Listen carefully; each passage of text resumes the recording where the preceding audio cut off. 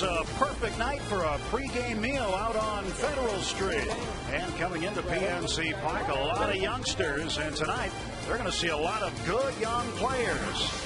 Game 2 between the visiting Florida Marlins and your Pittsburgh Pirates is coming up.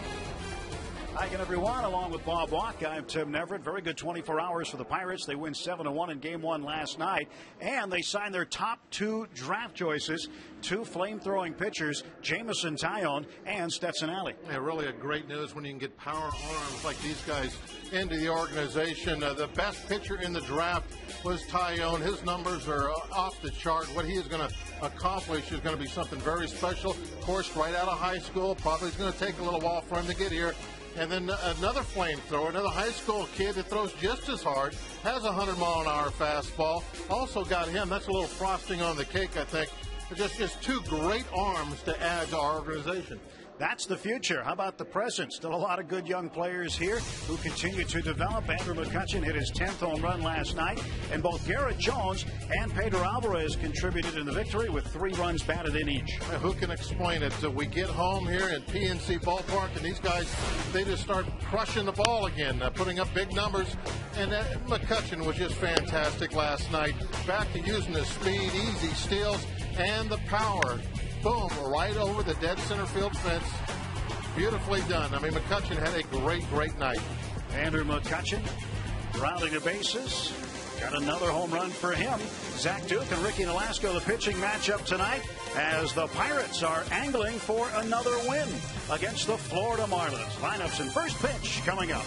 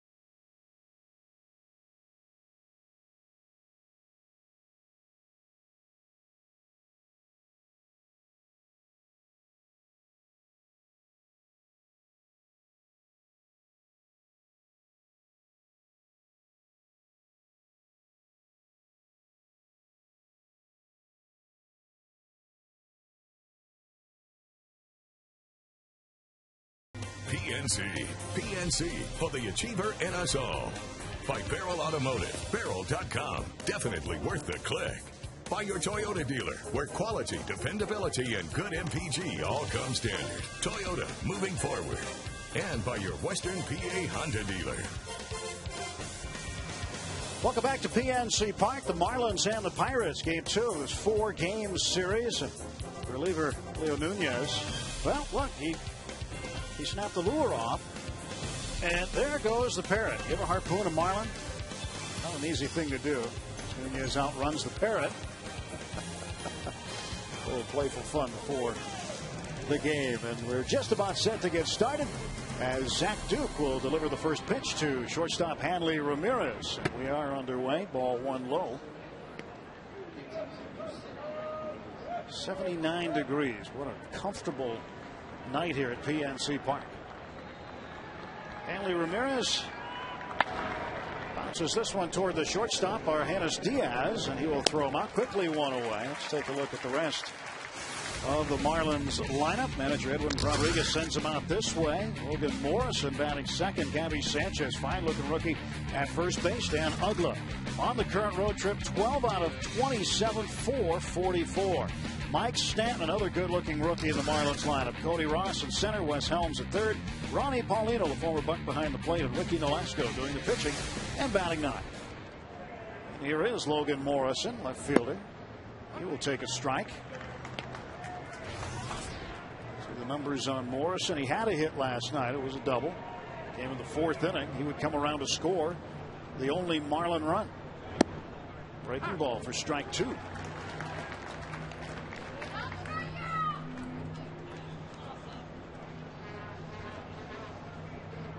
And the 0-2 pitch coming from Duke. Take a look at Zach's numbers this year. Not where he'd like them to be. It's the home runs and the base hits. As you can see, that opponent batting average up at 318. It elevated, and that's what's got that ERA up over 5. If we could control those other two, that ERA would take care of itself. I'm sure he would like to get it down in the 4s before the end of the season. One thing Duke has been doing is eating innings. He's worked into the 6th in 15 of his 21 starts. There's Diaz again. 2 down. Argenis Diaz in a starting role. Cedeno worked out earlier. In fact, felt good enough to be in the starting lineup, but as the night went on, he didn't feel as well. Our AGH Sports Medicine injury update. Cedeno, a late scratch and out for the 6th straight game due to the left shoulder impingement. Pirates are going to keep an eye on him. He had a cortisone shot on Monday. And waiting to see how he responds. So in the meantime, Diaz has started 6 straight. Injury update provided by our friends at Allegheny General Hospital Sports Medicine, official medical provider of the Pirates. Gabby Sanchez. This one fouled down the right side. That will make the chairs. Domit playing the Carroll. Souvenir now. Behind Zach Duke in the outfield, Tabata McCutcheon and Domit in right field for the 2nd straight night. Argenis Diaz makes a 6th straight start. And Chris Snyder back behind the plate, completing the battery with Zach Duke. Ryan Domit played pretty well defensively last night. A couple of nice catches out there. 0-2 to Sanchez. To left field. This is going to be a long run for Tabata, and he will not get it. It bounces into the seats for a ground rule double. 29th double for Gabby Sanchez.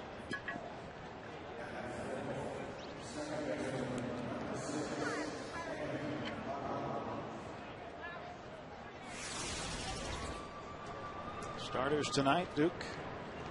Thursday against the Padres went 6 innings, gave up only 2 earned runs. And Ricky Nolasco, 4-1 in his last 5 starts. Nolasco has struck out 138, and just under 150 innings worked this year. Dan Uggla will take outside for ball 1.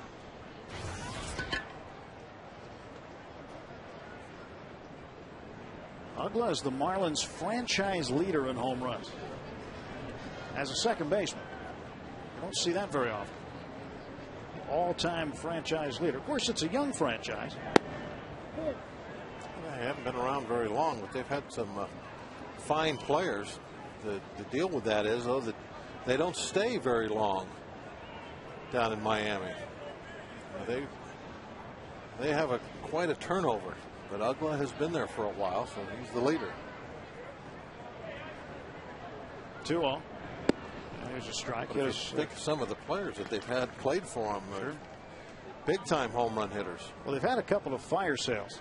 Yeah, and that's so those big time home run hitters are only down there for 2 or 3 years, so their career numbers in the Marlin franchise aren't nearly what they could be. 3-1 to Uggla. The first baseman for the Tigers, Cabrera. Miguel Cabrera. Yeah, think about what his career numbers would be if he's still down there. He would be elevated. Well, Cabrera had the record for home runs in a month by a Marlin with 8 until this year when Uggla tied him in July with 8. That is ball 4. So Duke with 2 outs has given up a double and a walk. First and second 2 outs for Mike Stanton.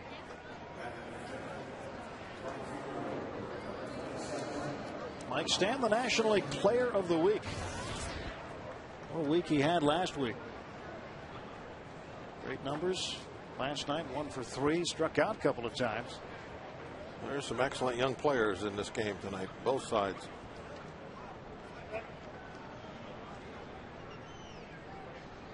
Pitch to Stanton on the corner for a strike. Well, when you talk about Rookie of the Year, Mike Stanton, is he up there? Perhaps, but I think his teammate is at second base right now, Gabby Sanchez. You look at the numbers. Right now, he might be the leader in the clubhouse. That's a strike. 0-2 to Stanton. He wasn't really the favorite when the season started, but I think you're right. He might be the favorite now. He leads, Sanchez leads rookies hits, doubles, total bases, multi-hit games, extra base hits. He's second in a number of other categories. Stanton leads National League rookies in slugging percentage. And he strikes out there to end the inning. Third time he struck out in the series. Marlins leave 2. We're through a half inning. No score at PNC Park.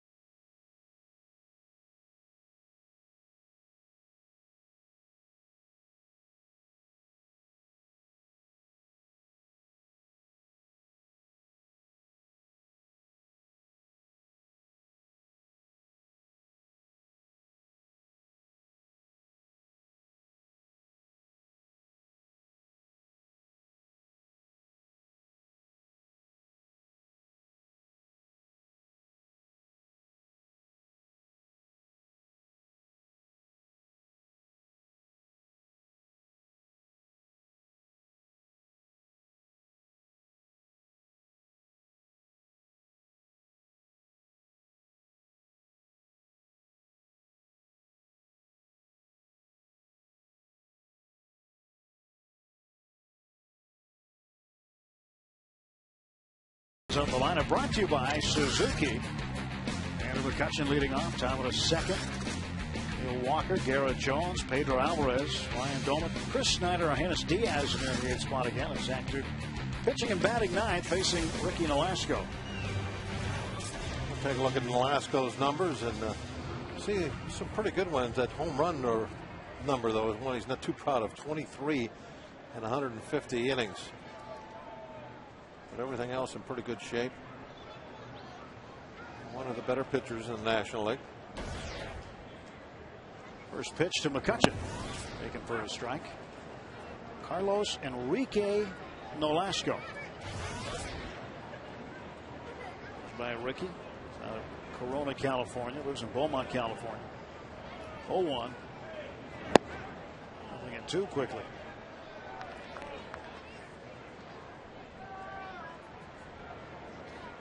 Velasco's been very, very tough on the road. He's won his last 6 road decisions. 13-8 overall. 1 ball and 2 strikes. The Pirates won 7-1 last night. Broke out the bats. So they scored 2 in the bottom of the first, and then had a 4-run 6th inning. Ended up with the bases loaded at one point with nobody out. Garrett Jones came up with a big hit. Pedro Alvarez followed with another. That's the difference with this club than the one that we see on the road all the time, is that big hit when it really counts. And that's what they did last night. Garrett Jones, bases loaded. They brought in a lefty to pitch to him and Alvarez. And both of them hit the ball off the right field fence. When the dust settled, we had a nice comfortable lead. Game over. Just looking at James McDonald a moment ago. He was a big part of that. Got 7 innings, struck out 6, gave up only 1 run on 3 hits. So Jose Tabata as McCutchen down on strikes.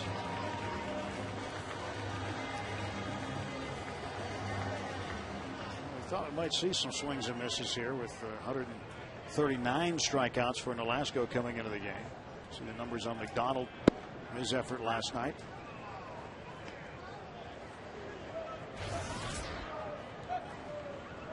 .289 for Jose.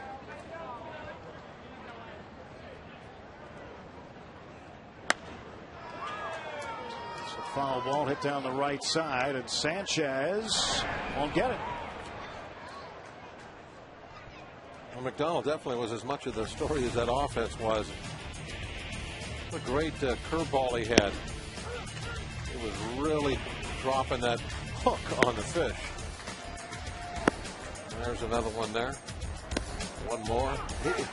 So good with the location of that curveball. But he had the fastball going. Most of them were right at about 92, but there were a couple up in the mid-90s. Control of that breaking ball was fantastic. It's nice to see. Last night the curveball was working. His last outing at PNC Park against Colorado, it was the change that was devastating against the Rockies that night. So his fastball's been able to set up those off-speed pitches very effectively. It's not always horsepower. It's got a handle too. 0-2 the count to Jose Tabata. 1 out, bottom of the first. It's kind of like the golfers, the guys that big drivers, but they can't putt. Line drive left center. That's a base hit. And Tabata, big turnaround first. He's going to have to hustle back. And just gets back. Throw a little bit offline, but a long single for Jose Tabata. And the Pirates have a runner aboard with 1 out. Let's take a look at it again. Line drive, and Tabata is always looking to push the envelope and try to take the extra base. Hustles hard all the time right out of the batter's box. He's going to take advantage of any kind of a bobble, but he had to hustle back. AGH cam shows you that nice swing of his. Tabata aboard. He leads all National League rookies in stolen bases with 12. Velasco's pitch to Neil Walker is a strike. But back to James McDonald before we get on with the rest of the game tonight. The combination, the package that he has shown in his first and third games, that's what makes a pitcher, because he can do things that he needs to do throughout the ball game as far as changing speeds, throwing the breaking ball for a strike, and being able to have the power to go upstairs and throw a fastball by a guy when he needs to. Good pickup for the Pirates. He's only 25. Excellent pickup. I mean, we've seen him 3 times. We'll know a whole lot about him by the time we get to the 1st of October, but so far, outstanding. Here comes the 1-1. Fouled back. Neil's done a great job at the plate with runners on base. His average with runners on, regardless of where they are on base, 387. The only player in the major leagues with a higher batting average with runners on base is Josh Hamilton of the Texas Rangers, who's hitting 390 in that situation. Well, right now he's got a big hole on that right side. The first baseman tied to the bag. Second baseman cheating towards second for a double play. There goes Tabata. The 1-2 is drilled into the Marlins dugout, and one of the Marlins bailed out. Dove out of the way. Tabata trying to steal his 13th base. Chad Tracy was the Marlin who pulled the ripcord in there. A lot of spin on that ball. He kicked left as soon as he hit the dirt. So Tracy disappearing below the railing. Tabata was off and running on that pitch. He's you were talking about the rookie numbers earlier. He's up amongst the leaders in rookies in stealing bases. That would have been number 13 if he would have made it. 2-2 now to Walker.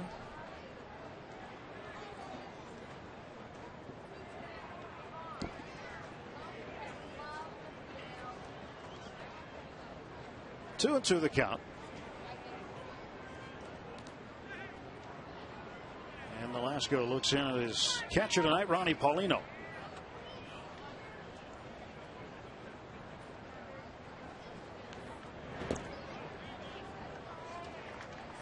Count full, 3-2.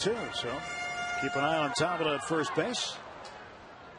He wants to run. You could see that getting out there, flinching a little bit. He wants to take off.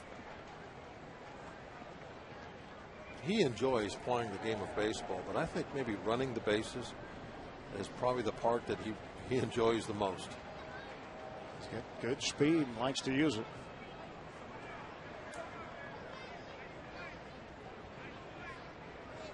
Three-two pitch to Neil Walker coming. There goes Tabata, and that is strike three, and gone at second base is Tabata. Strike him out, throw him out, double play for the Marlins, and the first inning is in the books.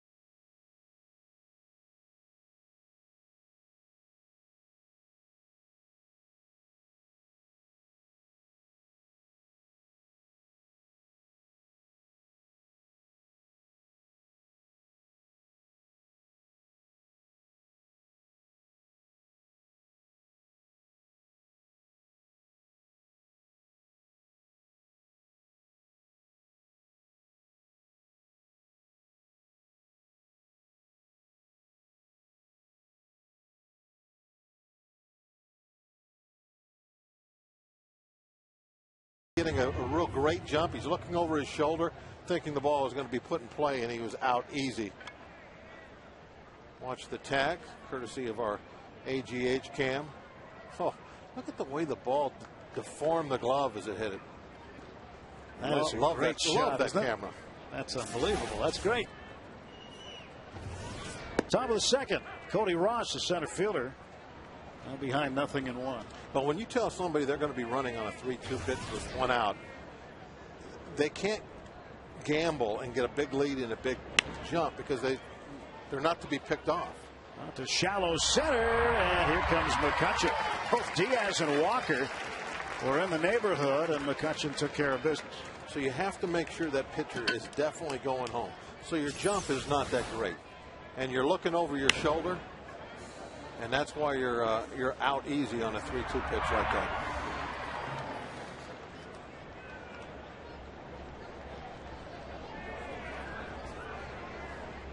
Everybody coming together in one spot. A little meeting. A little crowded out there. Center fielder has the authority to call everybody else on the field off. He is at the top of the food chain when everybody's yelling, "I got it." If you hear Andrew, you peel off. Third baseman Wes Helms takes the 0-1 low. 1 ball, 1 strike to Helms. Helms, 224 hitter. Didn't get a hit last night.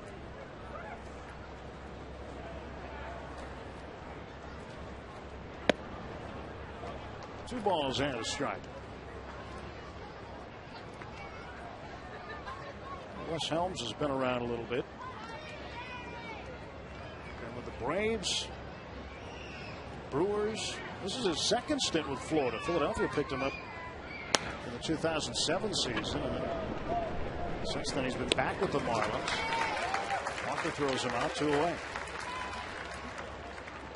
We invite you to follow the Pirates on your iPhone, iPod Touch, BlackBerry, and Android phone with MLB.com at Bat 2010, featuring play-by-play video highlights and live audio broadcasts. Visit Pirates.com today on your iPhone, iPod Touch, Android, or BlackBerry for more details.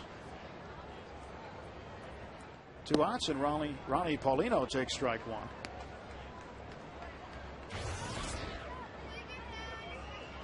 Noticed you were phoneless today. Yeah, no BlackBerry today. It's in the car. It's too far to walk. Go back and get it. But now they can't text you. I'm doing it the old-fashioned way. If I need to make a call, I go back and pick up the phone in the back of the booth. She might be trying to text you. You never know. There's texting and pictures and all kinds of things.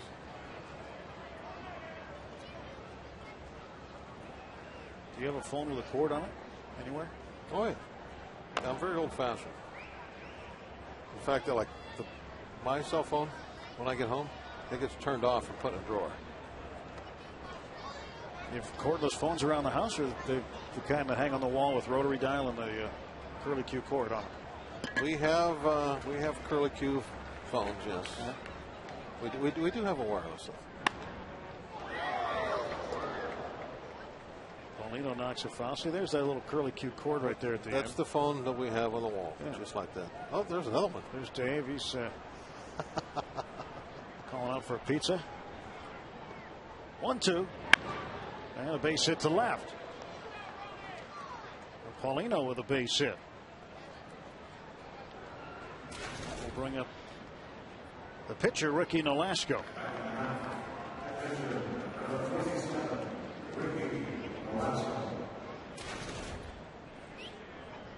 Every once in a while you run across guys, and sometimes pitchers, when they get their first hit, and sometimes in their first at bat, they get a home run. Nolasco is one of those guys. His first major league hit was a home run. Came in 2006, where a lot of pitchers seem to hit home runs, Wrigley Field. That's the spot. He hit it off Sean Marshall, the left-handed reliever, in the 4th inning of a game there on the 22nd of May in 2006. Hasn't had one since. 1-1 to Nolasco. Might get back to Wrigley one day with the wind blowing out.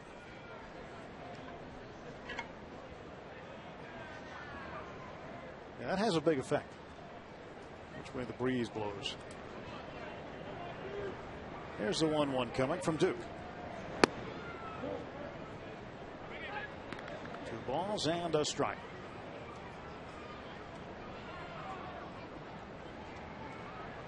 Two men out. Paulino aboard. He's at first.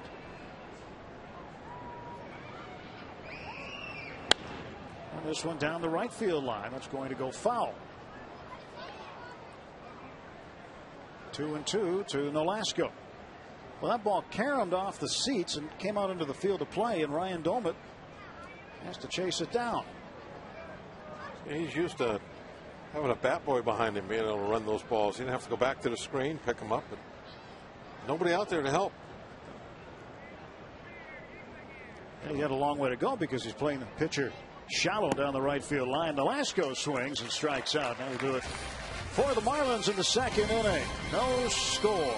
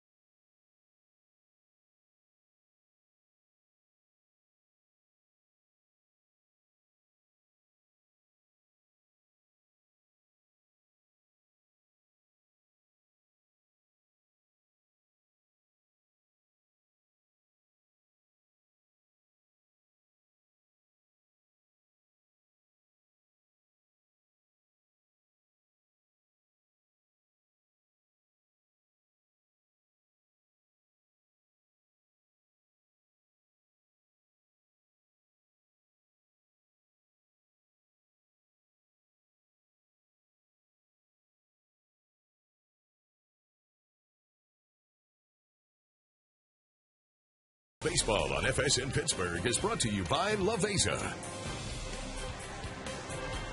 Great view of the Allegheny as we go to the bottom of the second inning. No score. Florida and the Pirates. Game 2 of this 4-game set.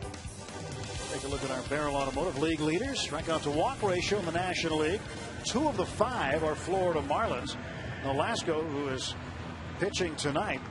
Josh Johnson, who will pitch tomorrow. Oh, it's tomorrow. Tomorrow, yeah. Oh, Thursday. Sean West on Thursday. That's right, West. Josh Johnson tomorrow. He's pretty good. Barrel Automotive, definitely worth the click at barrel.com. Here's the cleanup man, Garrett Jones. 257. 3 runs batted in last night. Had a sacrifice fly and a 2-run double with the bases loaded. 1 ball and 1 strike to Jones.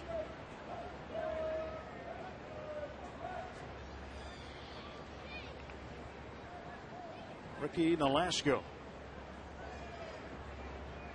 delivers. It's inside. Nolasco was a 4th-round pick of the Cubs in 2001.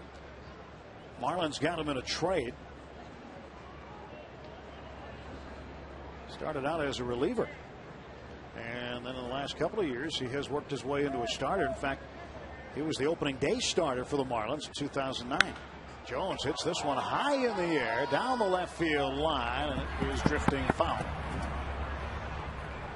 Logan Morrison gave it a good run, but ran out of room.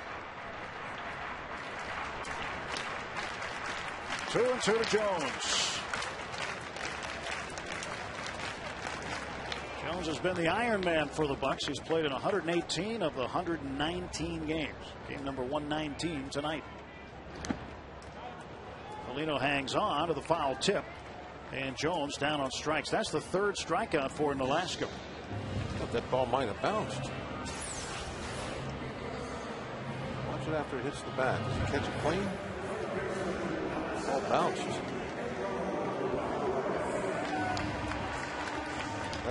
That's not strike 3. Let's listen.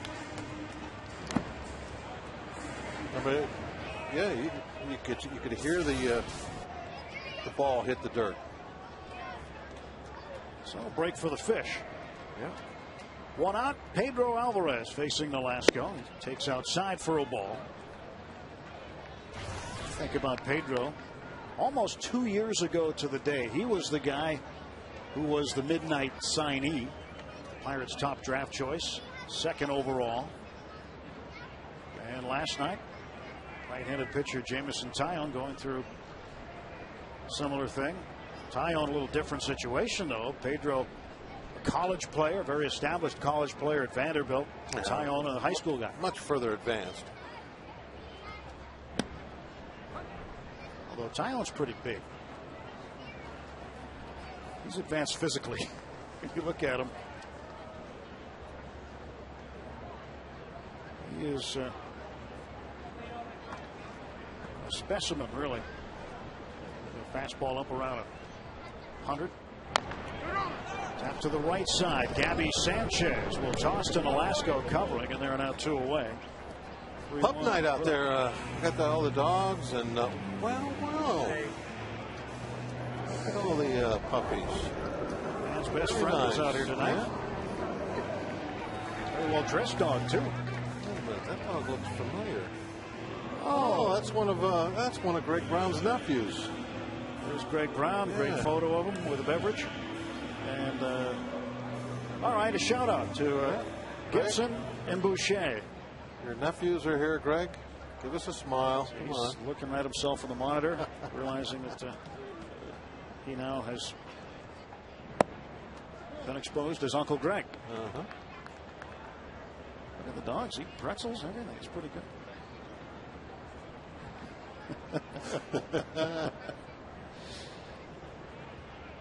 1-0 pitch. See, that's just getting them back. That's getting them back for the Navy SEALs thing you guys did to me when we were in San Diego. That's right. Mr. Blassie's just disgusted over there. 1-1 to Ryan Doman. 2 down. And Doman pulls it hard and foul for strike 2. was a tough one to corral down the line. 2 outs and nobody on for the Bucs in the bottom of the second.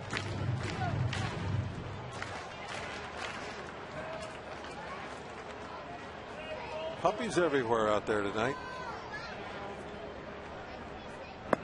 And strike 3. Doma down on strikes. And Ricky Nolasco has struck out 4 through the first 2 innings.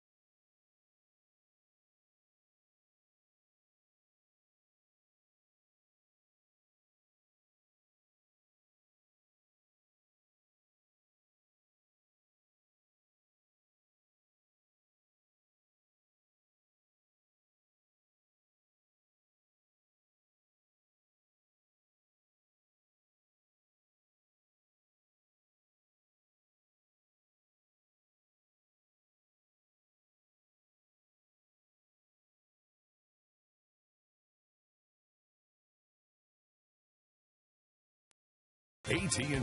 Rethink possible. And by Day Automotive. We're going to make your day. Let's take a look at this day in Pirates history. Brought to you by our friends at Day Automotive. August 17th, 1971. With a double in the second inning, Bill Mazeroski recorded his 2,000th career hit and 290th double. Pirates 71 would go on to beat the Yankees. Beat the Orioles, rather. 60 to beat the Yankees. Beat the Orioles in 7 games to win the World Series. That was a big year, not only for Maz, but for the Bucs. And Mr. Blass. Steve had 2 wins. 2-0. Pitch to Ramirez is a strike, 2-1. As far as Maz goes, his day, big day, coming up on September 5th. And they will unveil the statue that is at the end of Mazeroski Way. Chopper down to third. Alvarez has it. Throw out Ramirez. Ramirez now is 0 for 2. As far as Maz goes, there'll be a great special on FSN on the 5th of September at 12:30. It's going to be really, really good. Don't want to miss it. Logan Morrison batting with 1 out.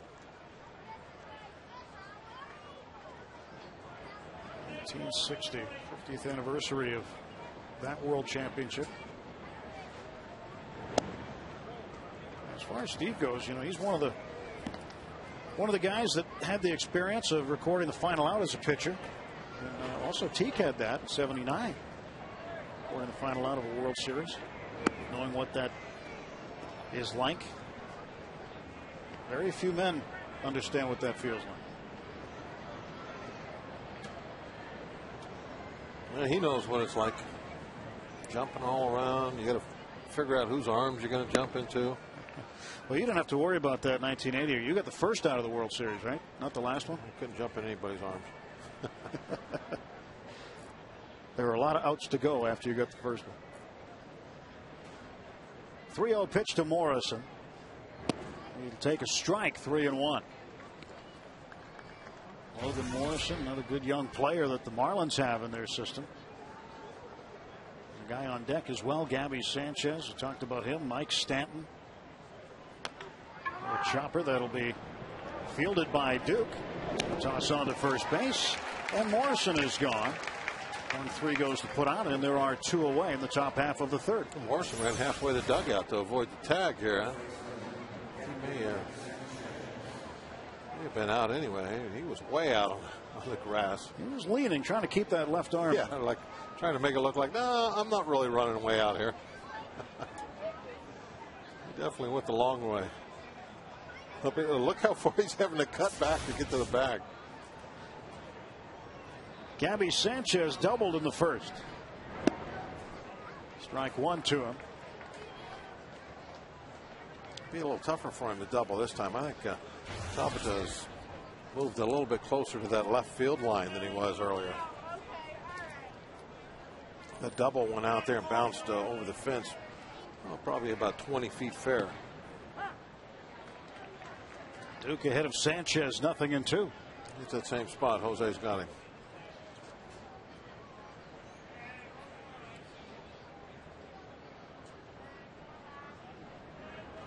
0-2 pitch. Down at low. 1 ball, 2 strikes. It'll be nice to see Zach get that sinker working, get some ground ball outs. He's had a few of them already. 5.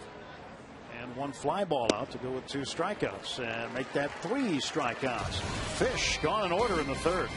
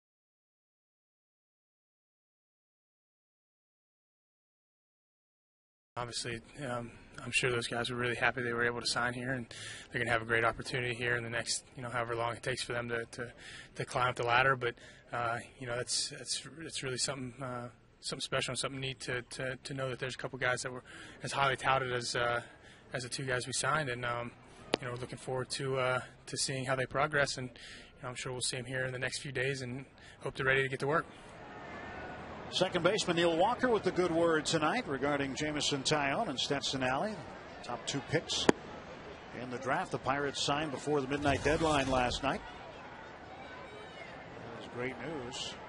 I look forward to meeting those 2 young men in the next few days. We would hope, we would anticipate they would be here at PNC Park at some point. Chris Snyder, did he check it? Yes, he did, says Tom Hallion. 2-1 count on the catcher, Chris Snyder. I'm looking forward to watching him pitch next spring training. Maybe take a little ride over to Pirate City and take a look at him in person. I'm sure the Pirates won't mind showing them off. 2-2. That's one of the neat things to do also during spring training. It's not just going to the games at McKechnie Field, which are really fun. It's neat. but also opportunity to go over to Pirate City, watch the up-and-coming guys. That'll stay 2-2 to Snyder. Something you should think about. Never too early to start thinking about that. Go down to Florida in March. Good idea. Yeah, he's get the thumbs up. It's a great idea. Nothing like it. It's cold up here. It's been a long winter by the time you get to March. Just get away for a few days. Come down. Spend some time at the ballpark, out to Anna Marie Island for a little bit. Drive along the coast with the top down. There comes the payoff. Strike 3 call. And Snyder is down on strikes, and Nolasco starting to rack up some strikeouts. This Sunday, the Pirates host the Mets at 1:35. It's Kids Day at the ballpark. Kids 14 and under receive a chest protector backpack presented by Bayer. Family Fun Zone opens on Federal Street at 11. The kids get to run the bases post-game also thanks to HK Pretzels. Get tickets at pirates.com. Thanks to Ryan Dolan for showing us the kids chest protector backpack just in time for back to school. And it's Diaz starting in place of Ronnie Cedeno. Cedeno was listed in the lineup tonight, but a late scratch. And now Diaz has started his 6th straight game in the major leagues. This fellow might be here on the wrong night. And he's hitting 300.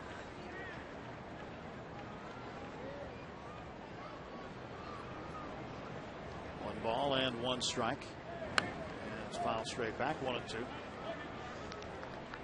And with Diaz, it's not about the glove.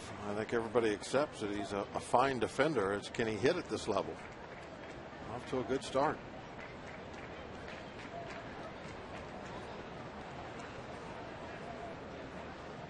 One-two pitch from Nolasco.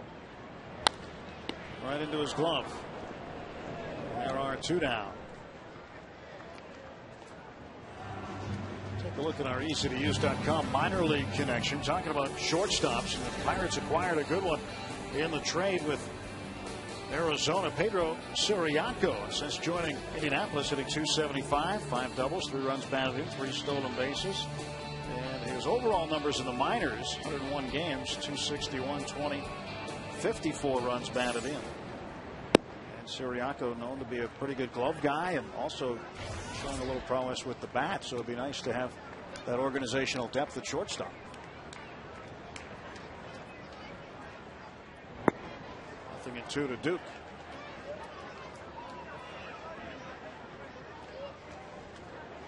Zach is 3 out of 34 on the year.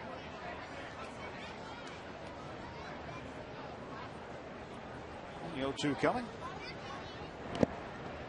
1-2.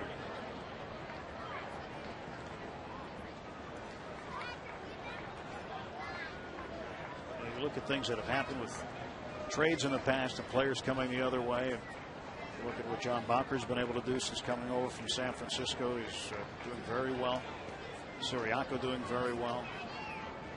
And the Pirates getting some very good young players. We saw one last night. James McDonald came over from the Dodgers on the Octavio Dotel deal. Snyder's been doing a great job behind the plate. A couple of hits last night.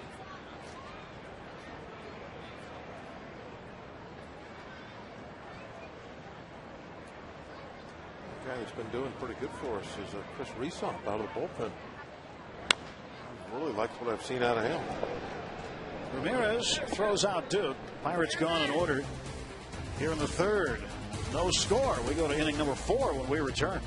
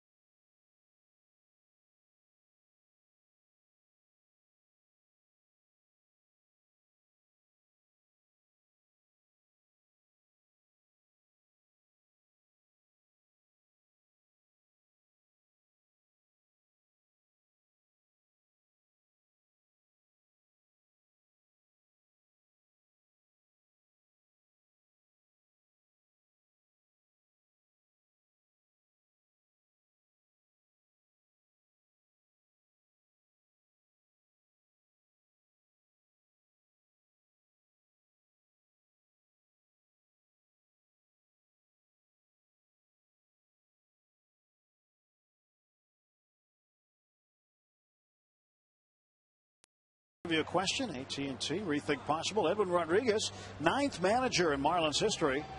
Who was the very first? Think about that one. See, question. I don't know. See the wheels turning in Bob's head. Yeah, I'm trying to think. I can give you a hint. All right, give me a hint. I can give you a hint. I think I know it.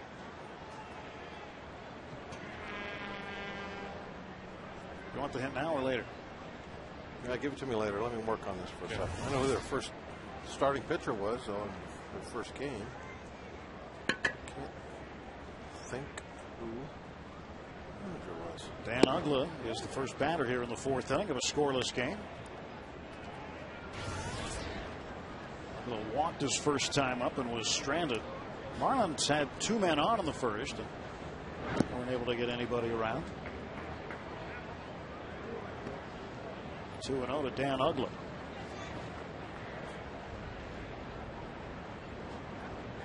I know you're concentrating hard on the question. Well, I'm trying to thinking back to actually playing there and trying to think, picturing dugouts. I know the players. Who was managing? 3-0. He had the green light. Bounced a foul. Was it a pitching coach?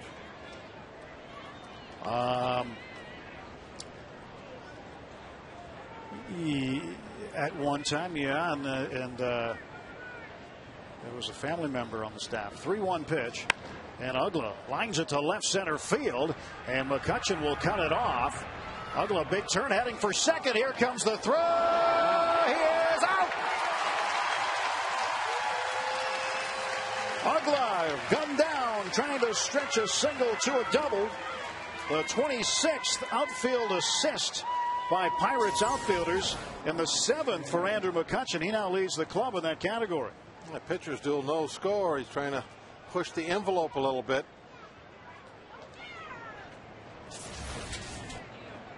You know, if he would have just went straight in with a nice late feet first slide, it had probably been closer than it was, as he was slowing down, trying to get out there and come in the back door with his hand.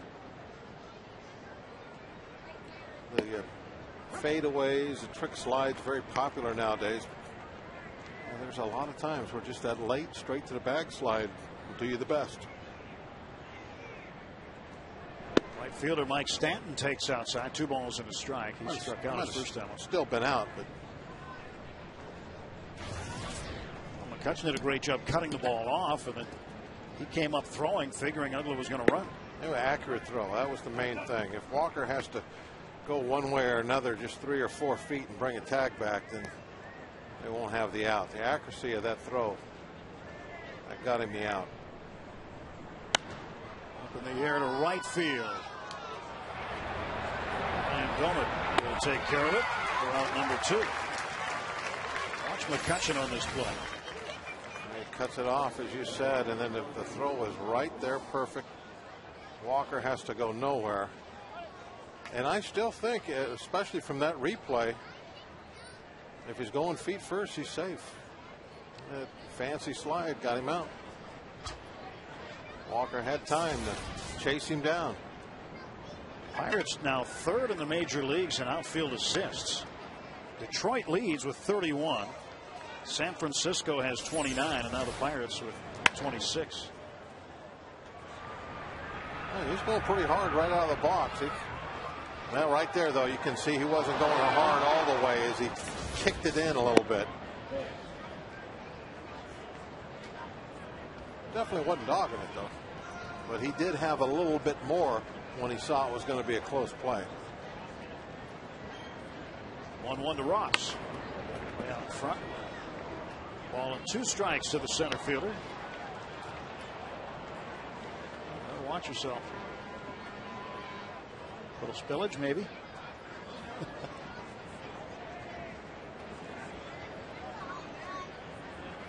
And the 1-2 from Duke.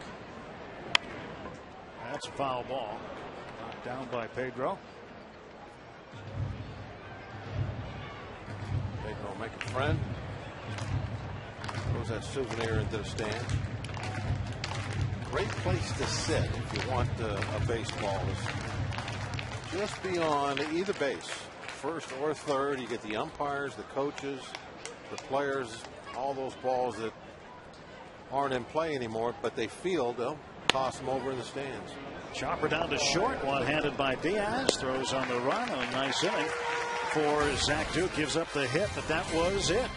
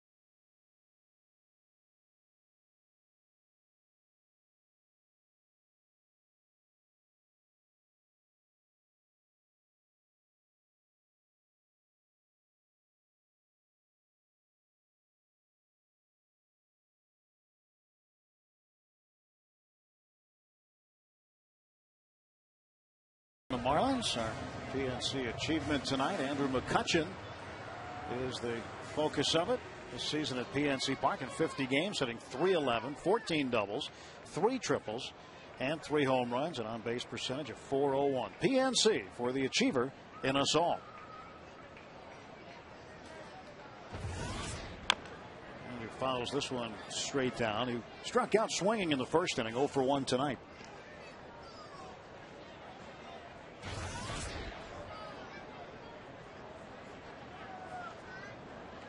2 for 4 last night. Hit a home run to dead center in the 7th inning. 0-1 pitch. 1 ball and 1 strike. Used all of his tools. They've been on display here the last couple of nights.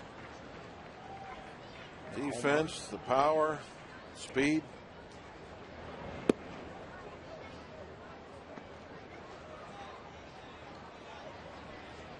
Two balls and 1 strike. Just a perfect night here in downtown Pittsburgh on the North Shore, the Allegheny. Watch that breaking ball fall in for strike 2. Hardly any humidity. It's in the 70s. Absolutely perfect.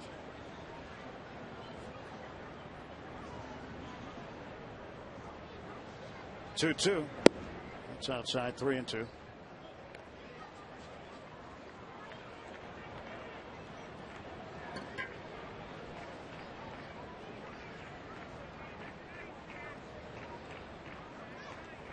Here's the payoff pitch, and McCutchen hits this one high in the air to right center. Cody Ross makes the catch. 1 out. Got in on him just a little bit. Pitch up and in. Didn't quite get the head of the bat out in time.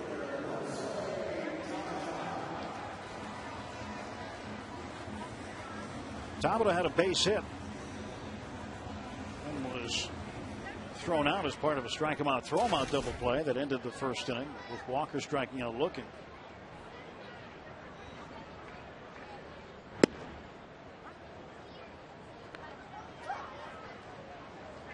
Thinking 1 to Tabata.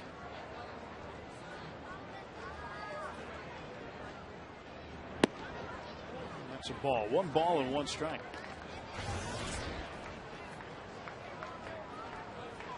292 on the season. He's hit safely in 21 of his last 26 games. Chased one, 1-2. Won't see too many of those.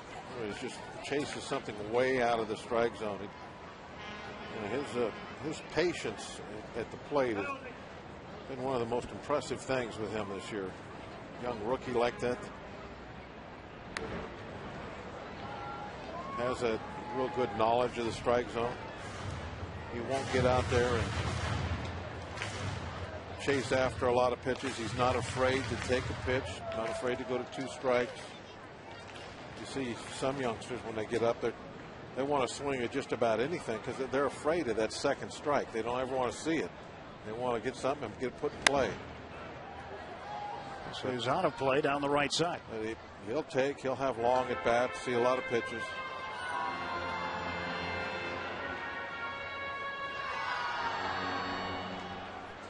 One out, bottom of the 4th. No score. And a 1-2 pitch from Ricky Nolasco. This one's hit pretty well to center. Going back on it, Cody Ross, and he makes the catch on the track. Good at bat.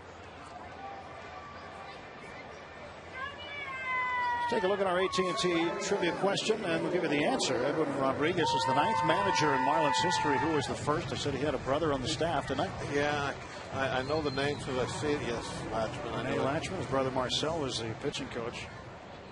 And he was the first manager of the Florida Marlins. I just couldn't come up with the name. I knew the, especially when you said he had a brother on there. I knew who it was, and I just couldn't come through for you. Neil Walker swing and a miss. And the strikeouts looking in the first inning. The Rockies, Marlins came into being at the same time, didn't they? Yes. Ground ball to the right side. Dan Uggla throws out Walker, and the Pirates gone in order. Nolasco's only faced 3 men in each of the first 4 innings.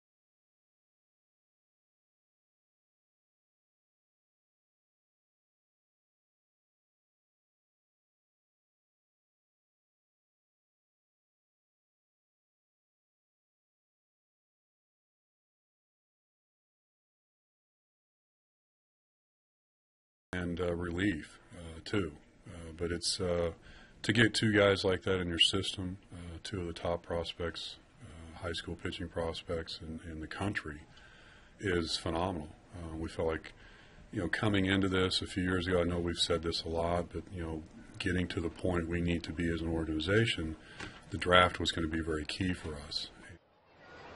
John Russell talking about the signings of Jameson Taillon and Stetson Alley with Bob Walk. Tim Neverett here in the top of the 5th inning. No score. Joining us, the general manager of the Pirates, Neil Huntington. How'd you sleep last night, all right? Tonight will be a good night to sleep. Last night it's still the excitement of the finish of the signing deadline and the enthusiasm for what's coming. Well, congratulations on it. I know those things that you go through in terms of negotiating, not always the easiest thing in the world, but you had a goal of getting those two guys, and you got them, as well as a number of other talented players behind them in the draft. But talk about how things went and when you felt really confident that the papers were going to get signed. Well, Greg Smith and our scouting department really deserve a ton of credit. They do a great job of getting to know the players, getting to know their true motivations and how enthusiastic they are for baseball in general, but for the professional side. Then it's up to us to try to come to the number that makes it work for both sides and getting them into the system. We've added 2 great pitchers, but we've also added 2 great people and 2 great families as well. The Hendricks brothers and in particular J.D. Smart, his advisor, were great to work with, and the process, while painful at times, came to a good end. Now, these 2 pitchers that you have, they're high school guys, so obviously they're not polished at this time. There's a lot of work to be done, but there aren't any arms, either in the big leagues or in somebody's minor leagues or in somebody's college team right now, that are better than these 2 guys. Is that correct? Well, it's tough to find a couple of guys that have hit 100, and both these guys have hit 100, but it's not just pure velocity. It's not just rear back and throw the ball as hard as they can. Talion's got a good slider and a good curveball to go with a developing changeup, but if he threw a changeup in high school baseball, he's doing the hitter a favor. In Stetson Alley's case, a guy that just kept getting better and better as the year went on. He hit 101 in the state championship game about 3 days before the draft, punched out a ton of guys, and was a guy that was more of a position player coming into this year, but just continued to develop. Jamison's a little bit more advanced in terms of pitchability, in terms of use of his stuff, but they both have great upsides. Diaz will try to get the only one available to him, and a nice scoop at first base by Garrett Jones to get Paulino. Wes Helms safe down at second base.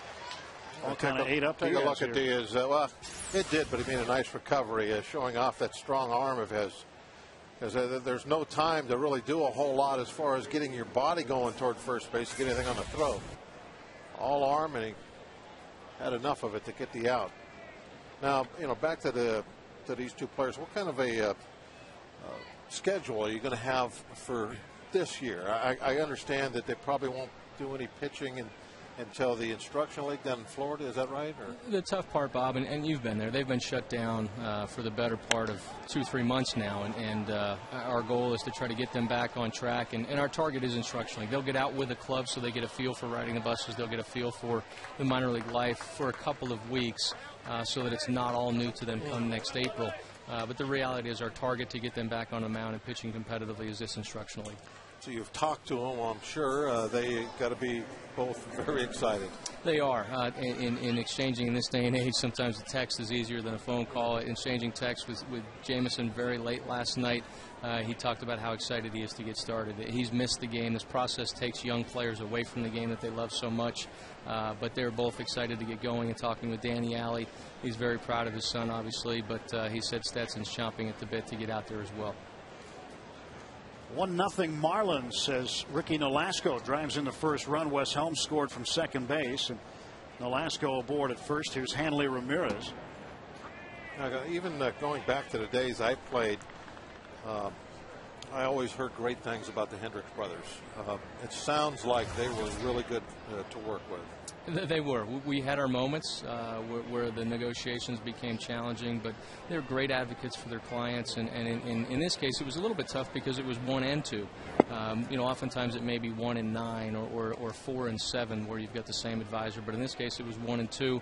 But they were independent negotiations, and almost every time it was like we hung up the phone and started over again when we got done talking about Stetson and talk about Jamison. And they were great to work with, and obviously we were pleased at the end that we were able to get a deal done. And it's a deal that we feel is good for both sides. They should be very proud of the number that they got their players in at, and at the same time we feel very good about what we had to give up to get these guys into our system. For the time being, looking at the ages, how young these guys are, I'm assuming here, but are they both going to start?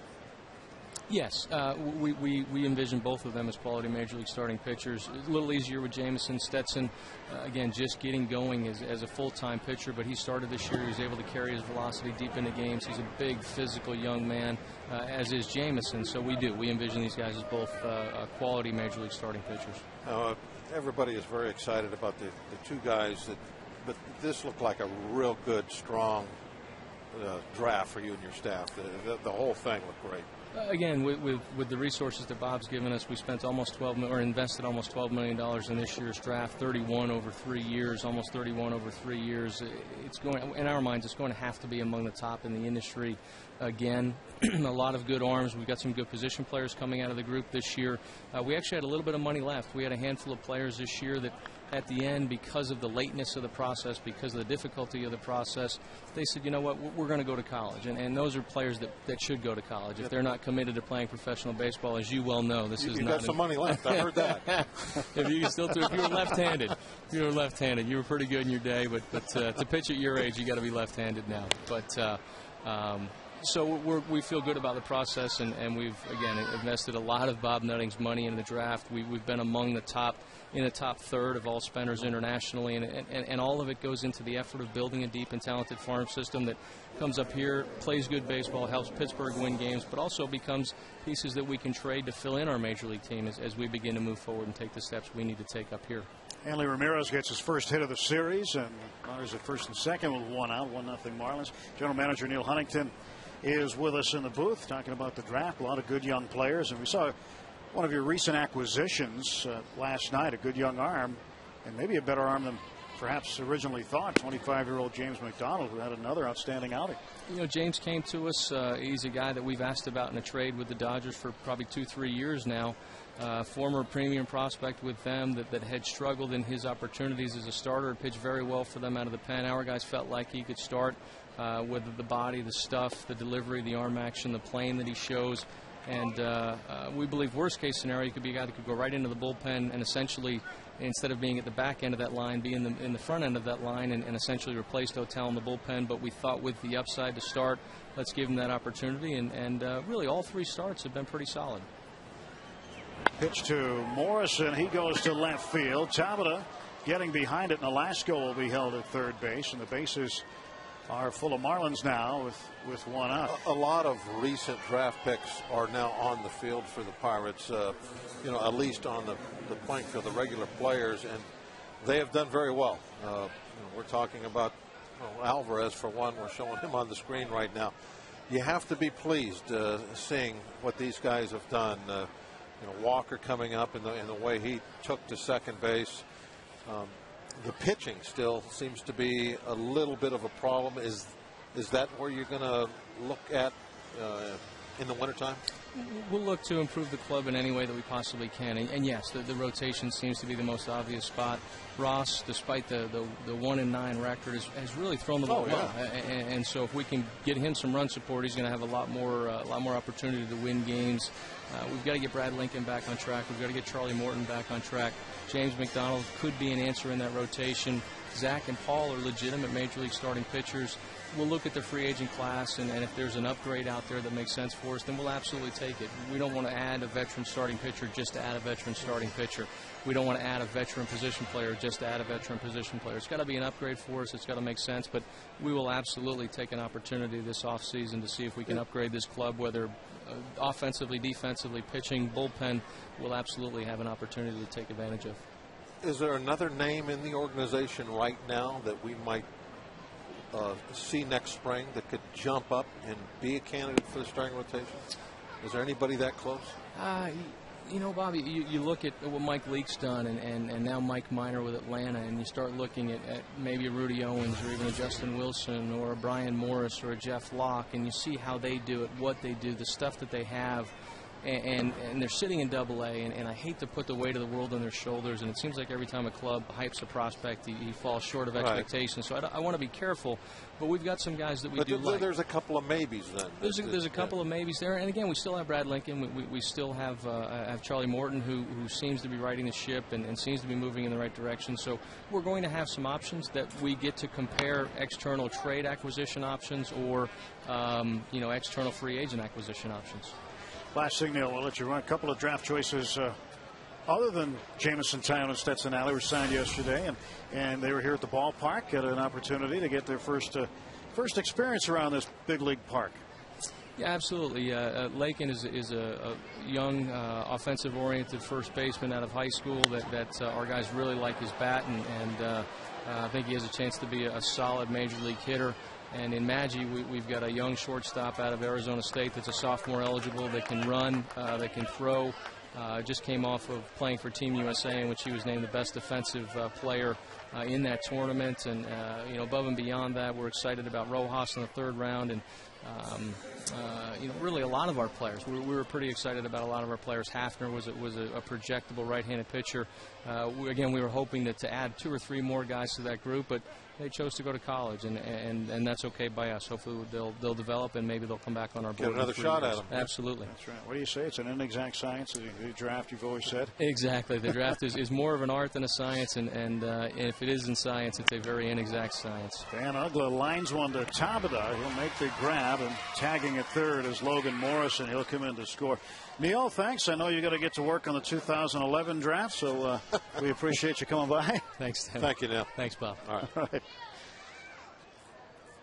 Well, the Marlins, in the meantime, have been putting some runs up. 4 runs in here in the 5th. And Zach Duke struggling a bit. He'll face Mike Stanton. Sacrifice to left by Ugla. Gets him an RBI, his 76th. So the runner at first is Gabby Sanchez. And they're going to appeal at 3rd base to see whether or not the runner left early. Logan Morrison, 3rd base umpire Lance Barksdale, said he did. Action in the bullpen. Right-hander Sean Gallagher is warming up. 2 men out, 4 runs in, and the pitch. Swing and a miss. Strike 1. Mike Stanton has gone 0 for 2 in this ball game tonight.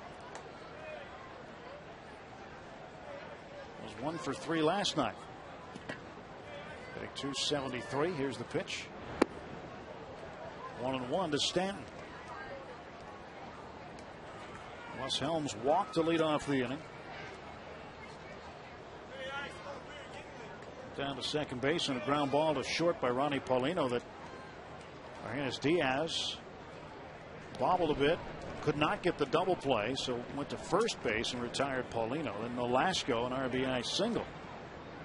Drove the ball to the right center field gap, helping his own cause and driving in the game's first run. He'd come around. Andy Ramirez also a 2-run single by Gabby Sanchez, and then Logan Morrison, after a base hit, has scored on a sacrifice to left by Ugla. Caught up.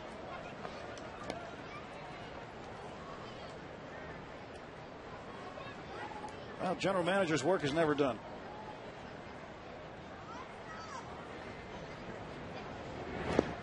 That's true, but I think he can take half a day off tomorrow.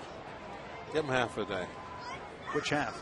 He's been very happy. He can have the morning off. He has to be back here by noon. Okay. Or not after lunch, 1 o'clock. You're right about that.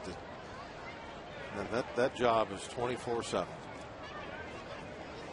Never know when something's going to come up. Somebody's going to be available. Popped up. Shallow left center. McCutchen doesn't see it. Neither does Tabata. Now he finds it and makes the catch. And that ends the inning. 4 runs come in on 4 hits.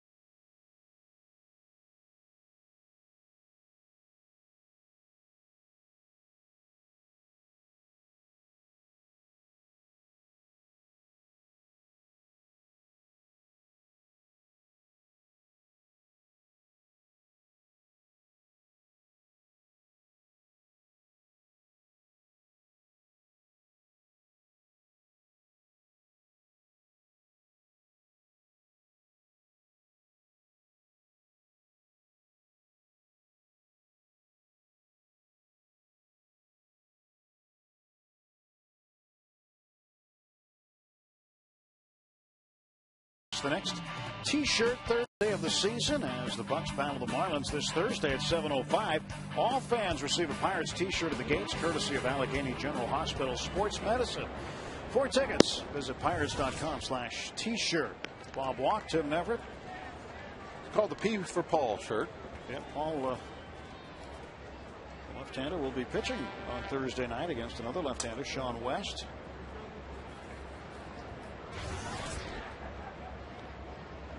Garrett Jones struck out in the second inning. Trying to get the Pirates back in this after a 4 spot was put up by the Marlins in the top half of the 5th.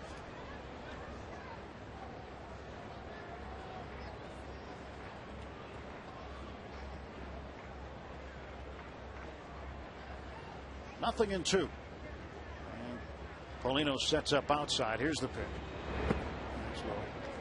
Well, one of the other draft picks, Bob, Drew Maggi, the 15th rounder, shortstop out of Arizona State. And what Neil was talking about, him being sophomore eligible, it's because of his age. He's 21, a little bit older than most sophomores. But that's a great program, Arizona State. And he had 343 there in about 58 games. I think that and I don't know if he started and played every game in 58 games, but still at Arizona State playing in the Pac-10, hitting 343. Yes, it's an aluminum bat, and the averages tend to be a little bit higher in college baseball with the real good hitters.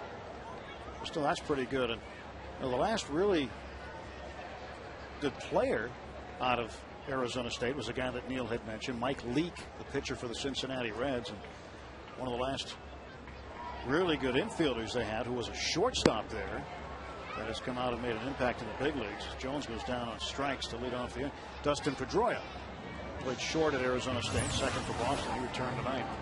The Pirates had a #1 draft pick out of Arizona State a few years ago. Did pretty good. A guy named Barry Bonds. Yeah. Turned out all right for us. 1985.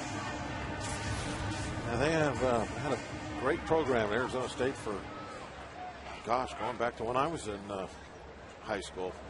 That was one of the elite schools that you aspired to maybe play at if you could get in. Reggie Jackson was a Sun Devil. Another good hitter. Yeah, he was all right. Bob Horner, another guy who went there and never played a day in the minor leagues. Right to the big leagues. No balls and a strike. And Alvarez takes that one inside.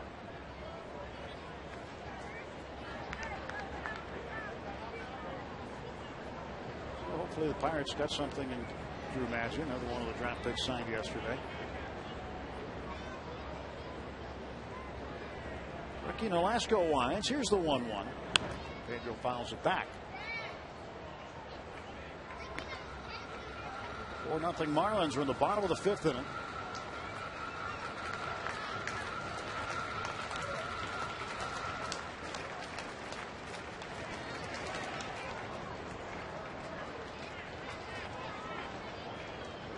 And the 1-2. Pedro up in the air to left, fairly deep, going back is Morrison on the track. Oh, he makes the catch. Logan Morrison hung with it. And Pedro's retired, 2 down in the Pirate 5th. I didn't exactly have a laser lock on this one. He went after it. He put this one on manual. Yeah, he was all over the place chasing this one down. He went sideways, then back again. A little bit of a lazy S-turn. And that ball rattled around a little bit too, didn't it? Snow cone. Nothing gets by the AGH cam. You notice that? If it happened, it's caught. And we didn't see that on the regular replay. Only on the AGH cam we saw that. I love it. Ryan Domit, 0-1, and he will take ball 1, 1-1. I was watching it earlier before the game. I don't know, they were messing around with it a little bit, and they had the grounds crew watering the infield. Even that looks cool with the AGH cam. It's so slow that within the drops you can see the letters H2O. fouled away. See every molecule. Yep. I mean, you can see that the parts of hydrogen and oxygen just mixing together. There it is. There's the camera.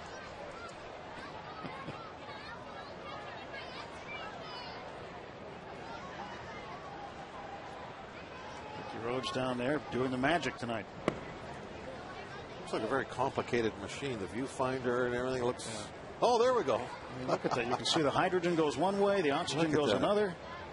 It's crazy, huh? How slow that is.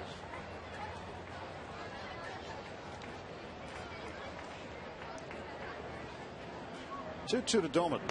Fouled it off. I could personally thank AGH for making it possible to show those shots. It really adds a lot to our telecast. And it was a good way to sneak in pretty much all I know about the periodic table of elements. There it is. It's like a little computer sitting on top of the camera. Full count to Ryan Doman.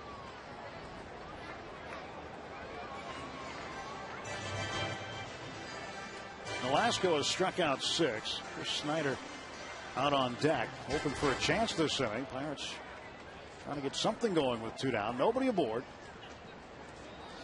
Just 1 hit in the game. Payoff pitch. And that is strike 3.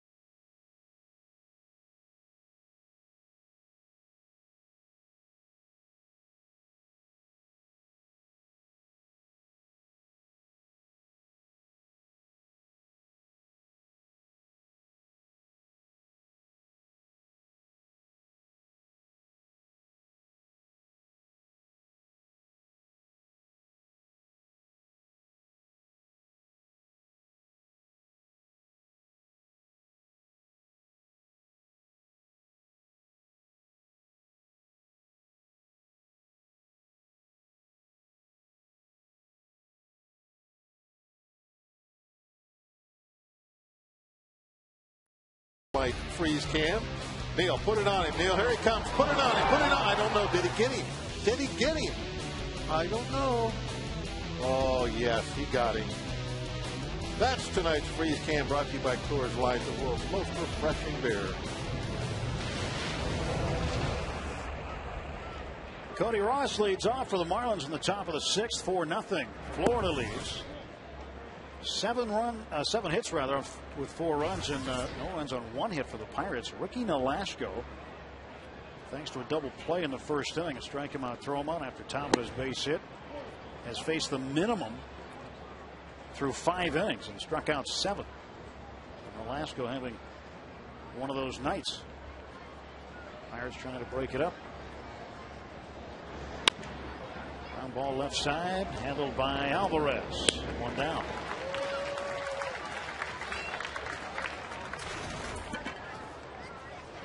Away for the Fish, and Wes Helms is 0 for 1. He walked and scored the first run of the night. Helms will stand in.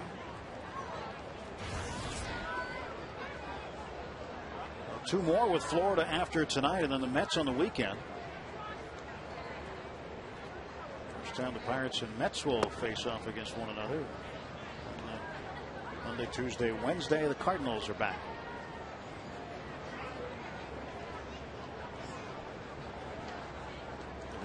Marlins and the Mets, two teams that Pirates have always been able to handle here in Pittsburgh. Wes Helms, a single that bounces right in front of Ryan Doumit. Let's take a look at the road ahead. We talk about tomorrow and Thursday, 6:30 right here on FSN. Trip Total Media Pirates pregame show. Then the Mets come in. We'll meet the Mets Friday, Saturday, and Sunday. Sunday afternoon, 1 o'clock for the pregame. All of the games right here on FSN. Bringing the game to you. Paulino fouls this one out of play. 1 out and 1 on. 8th hit. Meet the Mets. Didn't they have a song about? Yeah, when they the lyric "Meet the Mets." Yeah, greet the Mets. Come on out and step right up and beat the Mets. Yeah, that's the way we used to sing it when we were down there. Was beat the Mets. They still do that, or was that just Shea Stadium? I don't remember last year at Citi Field. Maybe they, but some traditions. They do play it. You change ballparks. Some traditions get changed. All right, but they do play it on the radio, I think, still when they do the radio. It's just such a classic. Catchy too. It's kind of like Beethoven's Fifth. It's really good. Not that good. Jane Jarvis on the organ at Shea Stadium used to find out meet the Mets. I miss a lot of the old ballparks, but Shea's not one of them. Now, if I'm not mistaken, that's just a guess. I believe Shea and the Big A in Anaheim, which originally were similar models, were built right around the same time. And the Big A, Angel Stadium now has been completely redone. It aged much better. Yeah. Ronnie Paulino is out on strikes, so there are now 2 away. Yeah, I guess that's what happens when you're in Southern California. If you're a stadium and you live in Southern California, it's like the cars. You don't get as much rust. Shea Stadium had its share of rust. It's the only place I actually saw stalactites hanging down. Is that right? Yes. It's like you're wondering, what is dripping that's making the cone?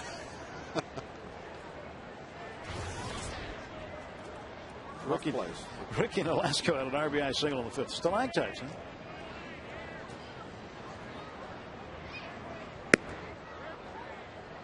I hope that wasn't Impress Dining. No, that was in the booth.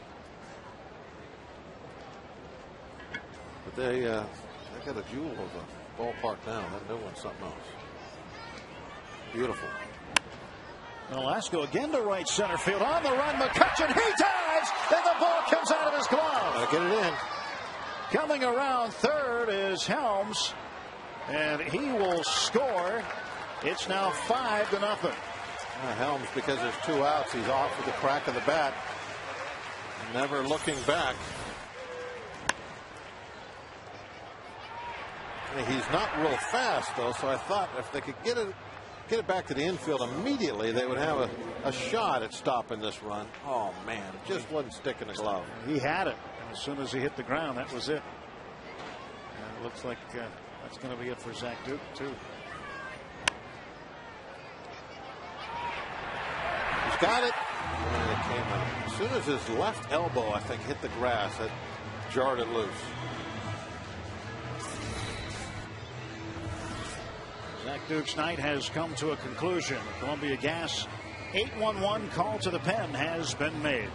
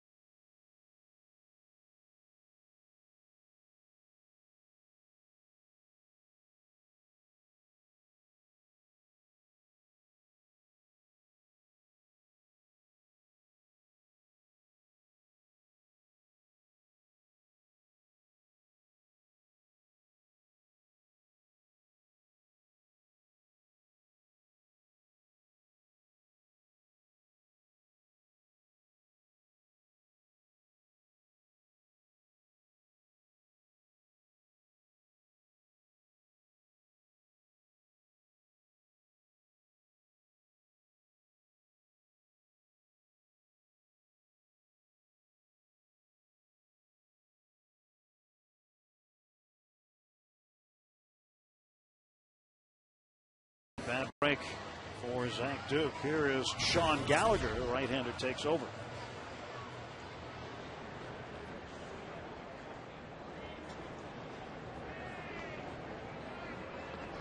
Top of the order back up for Florida. Hanley Ramirez 2 down, and Nolasco after the RBI double at second base. Guess it's getting to be that time of the year. Pitchers wearing jackets again on base paths. As Nolasco is 79 degrees at game time. It's dropped a few degrees, but brisk, isn't it? Nolasco wants that jacket.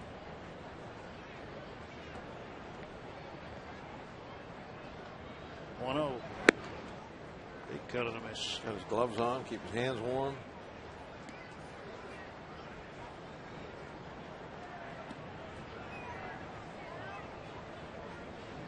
He's throwing a one-hitter right now, so do what he wants. Yep. Again, he's faced just the minimum number of Pirate hitters through 5 innings. Wear earmuffs if he wants. Strike call to Ramirez, 1-2. Hot night in the summers. You like to, not a hot night, but a pleasant night in the summers. You like to wear a jacket when you those occasions you get on base? Absolutely not. It would have to be freezing. The 1 or 2 times a year I would get on base to ask for a jacket. I wanted to be able to run, use my speed. I want the jacket. One of the tools. Yeah. You're taking away one of my tools there. You wouldn't want McCutcheon putting a jacket on, would you? Well, now we're talking about apples and oranges.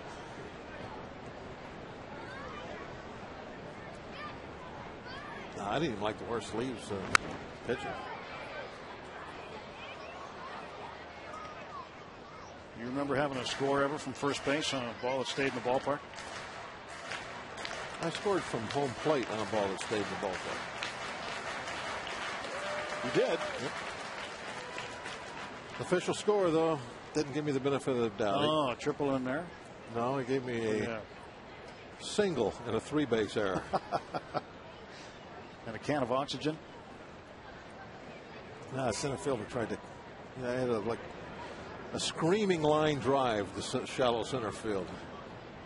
And Willie McGee came in, tried to make one of those shin-high catches and missed it and went to the center field wall. And I blustered all the way around the bases. Thought I had an inside the park home run and ended up with a single and 3-base error. Sure he didn't get his spikes caught in the AstroTurf? That AstroTurf, that ball could roll a long way. Just a thought. I mean, sure he figured he could make the play. 2-2, and Ramirez down on strikes, and that will end the Marlins' 6th. They get another run, 2 hits, leave a man. And after 5.5 at PNC Park, it's the Marlins 5 and the Pirates nothing.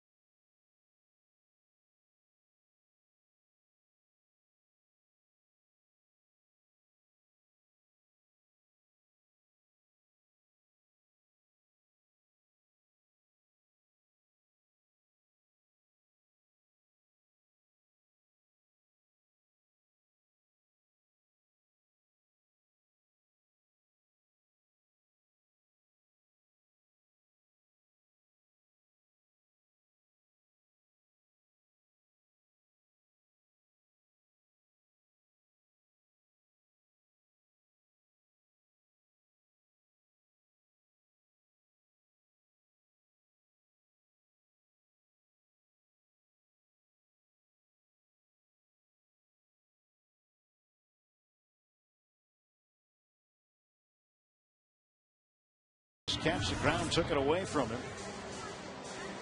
That'd be nice if they had that rule in baseball. Maybe just for tonight only, like they have in football. The ground can't cause a fumble. Can't cause a fumble, yeah.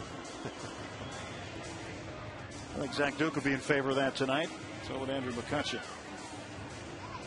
They've changed that a couple of times over the years, exactly what an outfielder has to do to make a catch. They used to actually have to pull it out of their glove with their bare hand before they would give them a catch, and show that they had possession of it. I can remember a ball in old Fulton County where Terry Harper made a catch going toward the bullpen and ran about 4 strides with it, tried to jump over the little low fence in front of the bullpen, and as he jumped over the fence, the ball rolled out of his glove. After he had run 4 strides with the ball, they called it no catch because he never pulled it out with his hand. 1-1 coming to Chris Snyder. Outside 2-1. But I think nowadays they've changed that a little bit. We saw somebody earlier this year drop a ball after he had caught it and was trying to make a throw. Somebody was tagging up. I can't remember if it was the other team or us or whatever, but it was still called a catch. Kind of like a shortstop trying to turn a double play and drops a ball. Having a vision of Jason Worth in Philadelphia. Oh, I think you're right. That's a good vision. Earlier in the season. I like that. I think it was Worth. Well, McCutcheon gets to the ball that a lot of guys don't get to.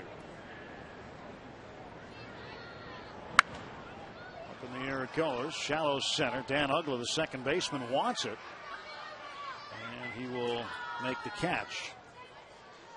Well, this Friday, the Bucs take on the Mets at 7:05, and all fans receive a Pirates poster, courtesy of Nepper Press. This collectible poster features Andrew McCutcheon, Pedro Alvarez, Jose Talbot, and Neil Walker, and other members of the 2010 Pirates team. For tickets to Friday's game against the Mets, visit Pirates.com. That's a good-looking poster, and Bucs fan, it looks so good. You get an autograph over each one of those players. Oh, yeah. Bring it to the park with you until you get it all completed. Be a nice item for you. Snyder is out. Fly ball to the second baseman, Ugla. Still just one hit. Jose Talbot had it in the first inning. And it's Diaz facing Nolasco.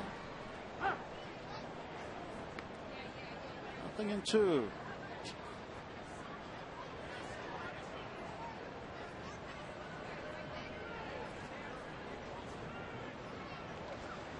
Oh-2 pitch. And he struck him out. 8 strikeouts now for Nolasco. Now Andy LaRoche will come up and pinch hit.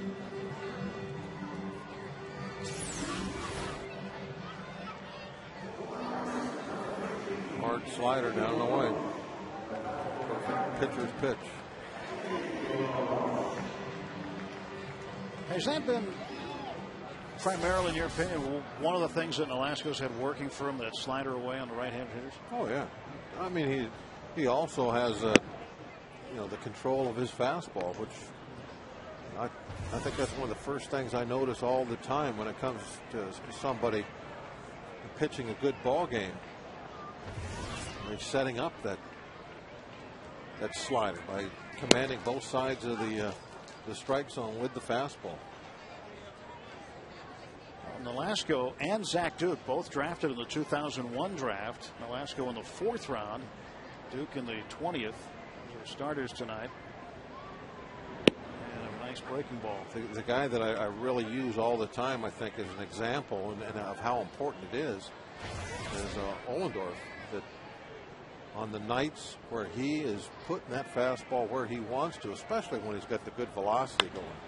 There's a base hit up the middle by Andy LaRoche. A pinch hit single with 2 down. The Pirates have their first hit since the first inning. That speeds up the bat so much that then everybody that comes up there is vulnerable to swinging at those bad breaking balls.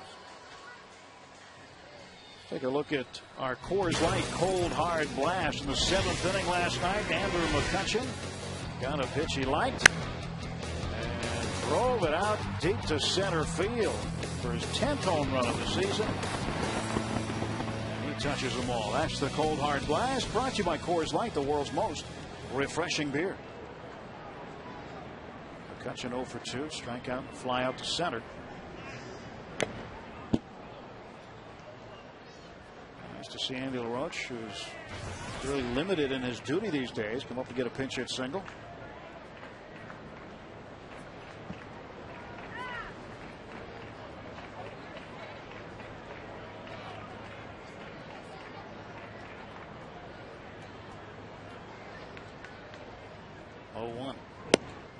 In there for a strike.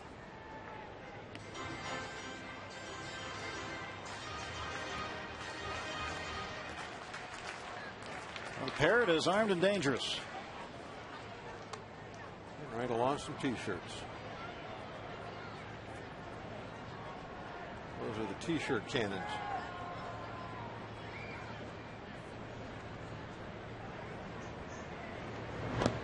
Gets away, and LaRoche will get down to second base.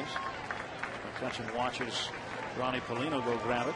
Wild pitch, and that will move a runner into scoring position. First time the Pirates have had a man there tonight. Breaking ball in the dirt. Ronnie tried to just kind of pick it like he was a first baseman and didn't come up with it.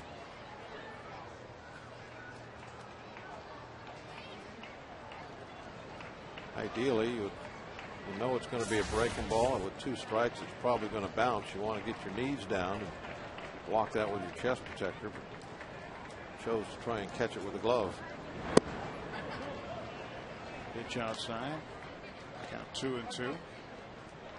McCutchen has driven in 34 runs. His 10th home run last night. All 10 of his home runs this year have come with no one on base. What happens when you hit leadoff a lot. Hit a number of leadoff home runs. Here comes the 2-2 from Nolasco. Outside, ball 3, count full.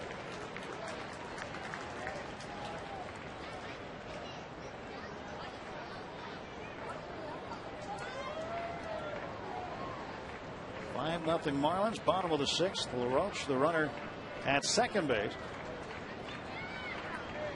With 2 men out, and Nolasco stretch and the payoff pitch coming to Andrew McCutchen. Walked him. 2 men on. Still lots of time in this ball game for the Bucks. Maybe they get a little something here with 2 down. Starting to put a little threat together. See Tamada coming to the plate. He's 1 for 2. Hey, even if it's just 1 run right now, get that one back that they give up in the top of the 6th. And Nolasco getting up there in pitches. The last one that he used to walk McCutchen was his 92nd. So Will Ullman taking the jacket off. So a little bit of scrambling going on in the Florida Marlins pen.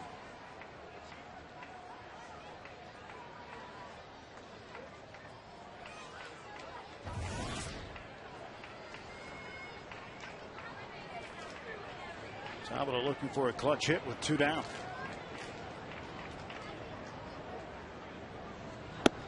Ball 1.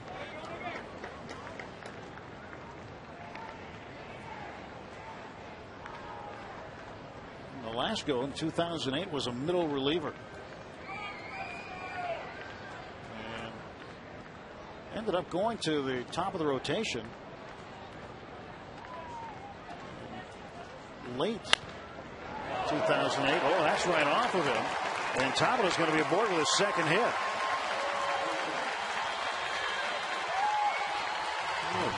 It's a little bit of a break there. Nice, fortunate turn of events. Now we got to cash it in. And that was going to be an easy play, it looked like, for Agla. He had a cheating up the middle. He had that ball all the way. If Nolasco doesn't get hit with it. So it was definitely a fortunate play, but now you got to cash it in. Or the right part of the lineup that we need to have up there. Walker, Jones, Alvarez. And last night, when we got the situation, we needed a big hit. We not only got one, we got two. Roach is the runner at third base. He had a pinch hit single. McCutcheon was walked. He's at second. Now the base hit by Tabata. He is over at first. Base is full for Neil Walker. It was the same inning, too, wasn't it? Sixth inning last night. It was. A couple of big hits in a row. 4 runs on 4 hits in the 6th last night. First one coming with the bases loaded as they are now. Velasco, first pitch to Walker. Low ball 1. Big at bat for Neil. He's 0 for 2 tonight. Walker scored 2 of the Pirates' 7 runs in last night's game. He had a double in the first inning and was hit by a pitch in that 6th inning you were talking about, Buck. Ended up coming around. Tonight 0 for 2, trying to come up with one here.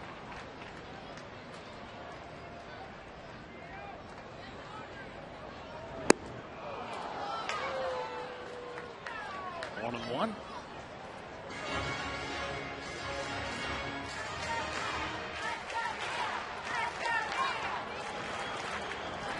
Walker's hit safely in 5 of his last 6 games.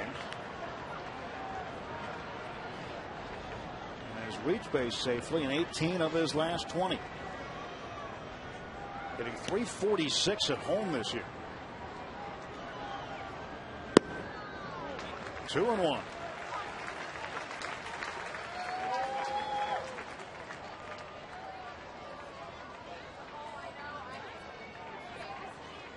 Eric Jones on deck. And if Jones gets up, that's a good thing because that means at least one's come in.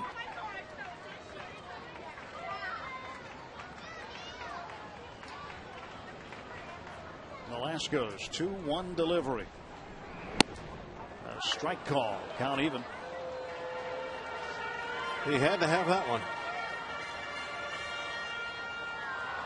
Had he gone to 3-1, made it a little easier on the hitter, at least in terms of pitch selection. Yeah, Walker would really be in the driver's seat right now. Now he's got to be in protection mode with 2 strikes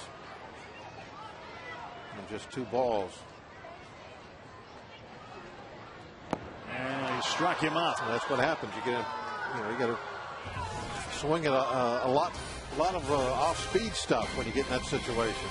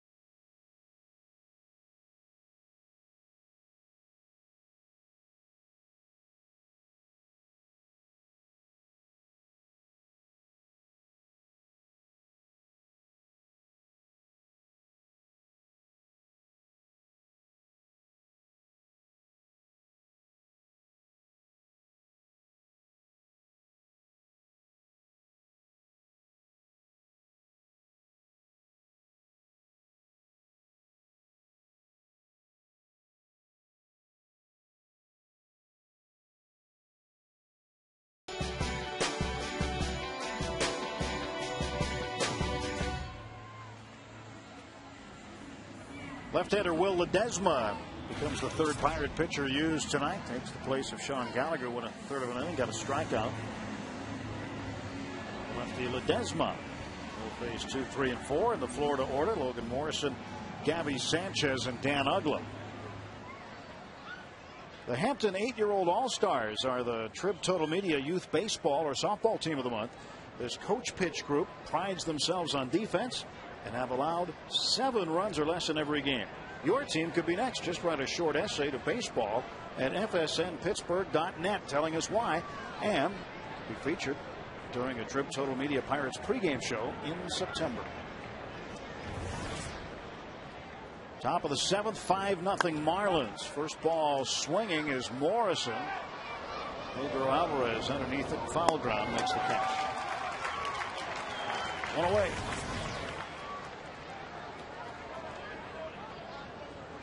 Well, Walker couldn't come up with that big hit that we needed. That was, as we said, what happened last night. Big difference in the ball game. And usually is the difference in a ball game. One team gets it, one team doesn't. But that pitch that made it 2-2 instead of 3-1. That was the whole at bat turned around that pitch. Because now you got to enlarge your strike zone. You got to swing at those off-speed pitches because you're playing defense. You can't sit there and keyhole on one certain area like you can with a 3-1 pitch. And they chase the bad slider down.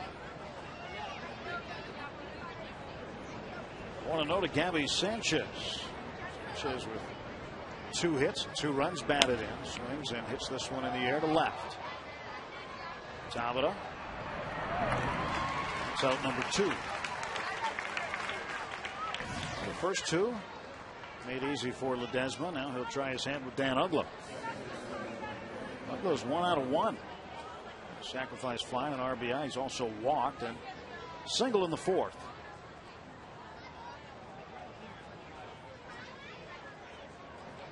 144 home runs, leads the Marlins franchise. You know who's number 2 all time for the Marlins? Still playing, but not for the Marlins, obviously. Mike Lowell. Oh, yeah, there's another home run hitter that was there. I was trying to think how many Sheffield might have had.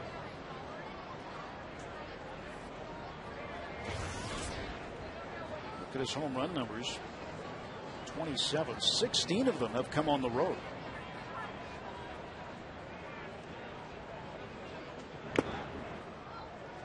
One and one.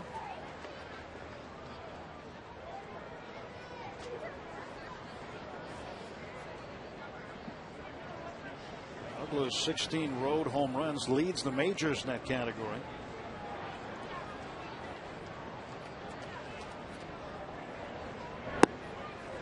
Trying to find a way to become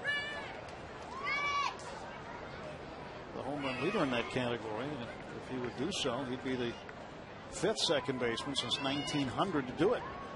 Napoli Joy did it twice. Once for Philly, once for Cleveland, 1901, 1903. How about some of his totals? 9 home runs and 6 home runs in 1903. And how about John Hummel? 4? That led the league. In 1910, he had 4. Nobody else had more than 4 road home runs that year. Wow. And the modern era, Bobby Grich, the only other one, 1981 with the California Angels, he had 15. And he tied for the lead in that category. Ledesma comes in and retires the Marlins in order. It is stretch time at PNC Park, 5-0 Fish.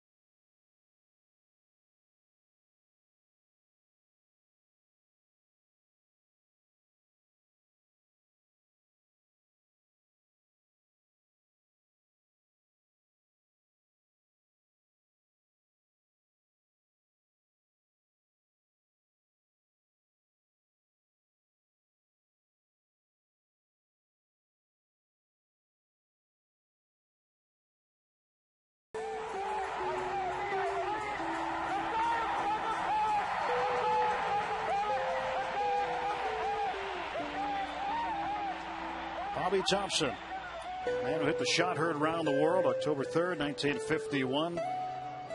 For the New York Giants, passed away today. And of course, Thompson's shot off of Dodger reliever Ralph Branca to this day remains one of the most memorable home runs in baseball history. And that particular game was so important, as Garrett Jones files this away, because in mid-August, the Dodgers had a 13.5 game lead over the Giants. And the Giants went 37-7 down the stretch and won it on a walk-off home run. Of course, they weren't called walk-offs back then. That's sort of a new thing. Back then, just a game winner. Yeah, game winner, 1951. The Dodgers pulling the Red Sox. Jones fouls this one away. 15-year career for Bobby Thompson. Several times he was an all-star. He played for Milwaukee, then the Braves, played for the Cubs, Red Sox, and Orioles. He retired in 1960. Jones smashes this one foul. Broke his bat.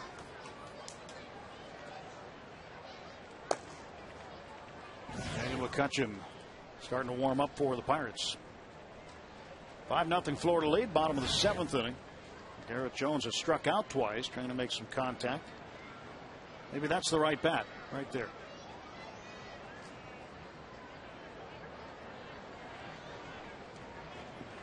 Well, they got plenty of them down there. They have a whole room that has nothing but bats in it. What be called the bat room? Real big walk-in closet's what it looks like. You go in there and just racks and rats and. Oh, it's Bat Cave. Does it have stalactites in it? No, not here. Not in this ballpark. 3-2 now to Jones.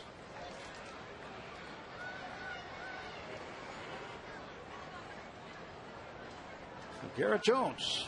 Full count on him. Nobody out. And Ricky Nolasco, the wind of the pitch. And Jones off the hand of Nolasco.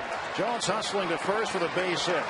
Second Pirates hit off of Nolasco in the last 2 innings. And another ground ball that's going to be handled easily by an infielder. And Nolasco, the other one he couldn't get out of the way of. This one here, he knocks it down on purpose with his hand. This ball's going right to Ramirez. His pitching hand too, Bob. Yeah. Been there, done that. It's not smart. You don't really think about it. But it happens. Pedro Alvarez coming to the plate. Pedro 0 for 2. He's bounced out to the first baseman, Gabby Sanchez. That was back in the 2nd inning. And fly to left, deep left field.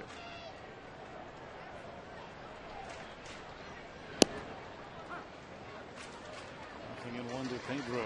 Hand must be fine. 91 at the knees. 107. Edwin Rodriguez letting him go. It's good to see.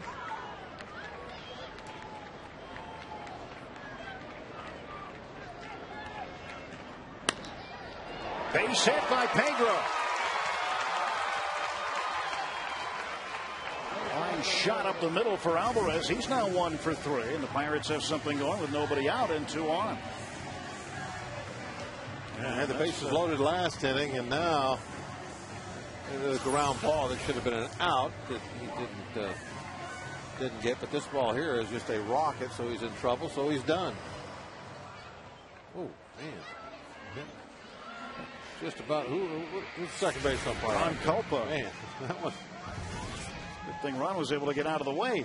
Just about drilled him. So that does it for Nolasco. He is relieved of duty.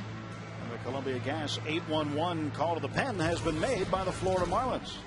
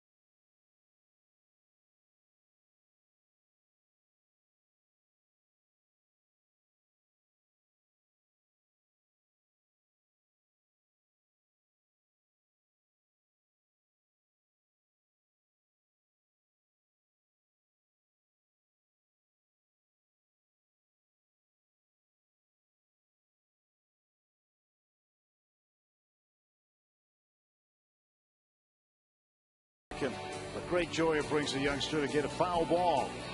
Get his hands on it. That's a priceless look. He's got one too. How exciting is that? And a story to go along with it. Remember when? I'll stick with the kids for a long time. They get a baseball at the ballpark. That's our Aspen Dental. Make you smile tonight. Jose Veras is the new pitcher. Coming in for Ricky Nolasco. Nolasco had an outstanding start tonight. And now the Pirates with 2 on and nobody out. And Domet skies this one to left field. Morrison makes the catch for the first down. Well, hopefully we'll have a first tonight. Veras has not allowed an inherited runner yet to score this year. First time for everything. Yep. Tonight's going to be the night. Got one out there at second base. All we need is a single. Numbers on Veras. 6th appearance. 13 for 13, stopping those inherited runners from scoring. Jose Veras, former New York Yankee. Pitched last year, also for the Cleveland Indians. Santo Domingo in the Dominican Republic. 29 years of age, facing Chris Snyder. For quite a few years, that was a shortstop factory. Santo Domingo. Snyder, slow chopper down to third. And a double play. Wes Helms ends the inning. 5 unassisted to 3.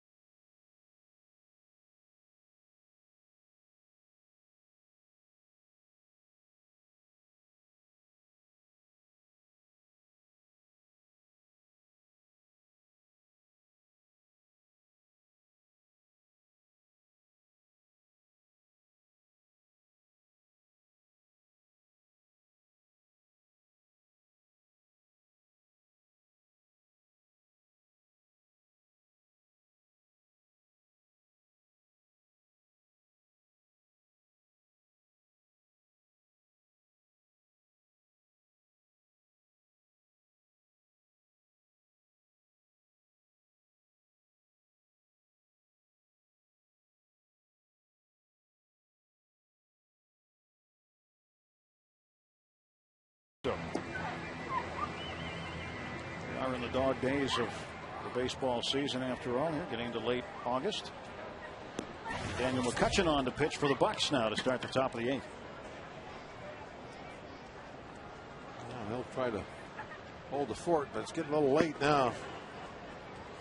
Pirates need 6 runs. Only 6 outs left to get them.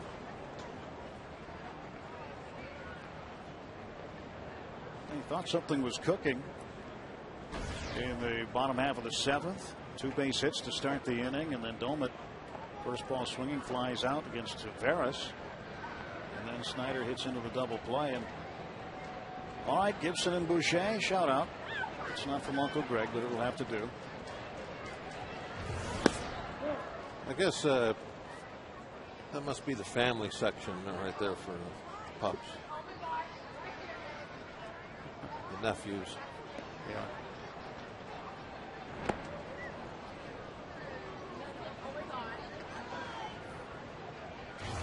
Here's Mike Stanton, 0 for 3. One hit in the series. It came last night in the 9th inning. 3-0. Daniel McCutchen had a few stints as a starter this year.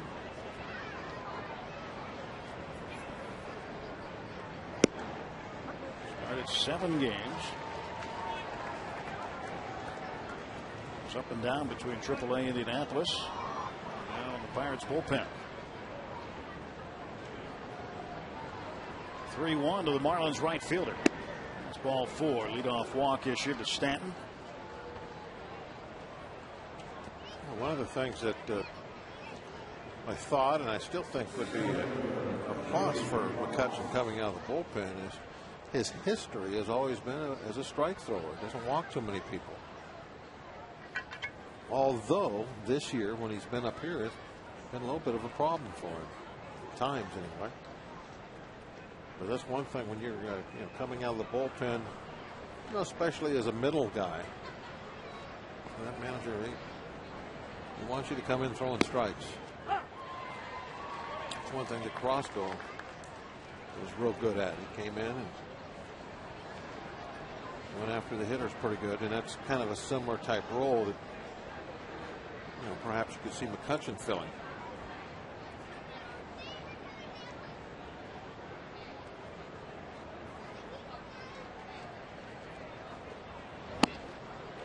That's strike 2 to Cody Ross. I was looking around the ballpark tonight. You know what I didn't see? Saw another. I see a bunch every once in a while. Saw one last night. See the FSN signs. Fans will say from the sign store. Yeah. Ones they sell down at the FSN studios. Right. Fans always say, "How do I get on TV?" Well, that's the way you do it. Our cameras will find you. Now that one's there all the time. Bringing the game to you on FSN.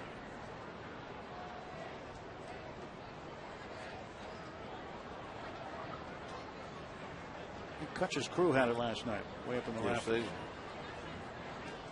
They had it, and they got on TV. Isn't that funny how that works? Strike 3. Cody Ross goes down.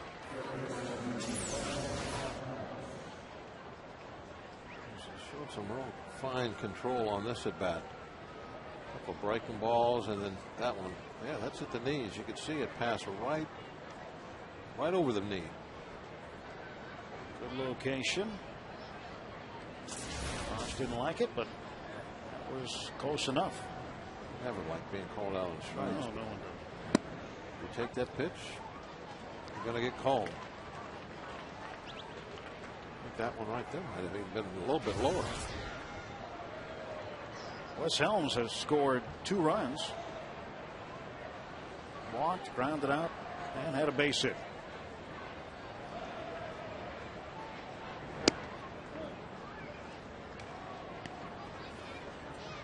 Helms hit into a double play last night, so he's a candidate.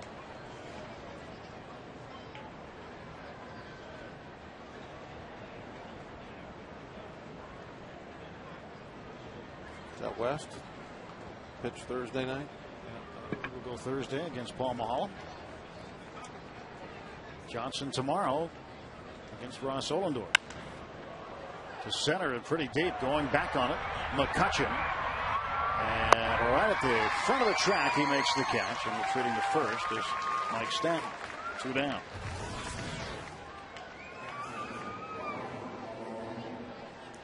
Now the catcher, Ronnie Paulino, will come up.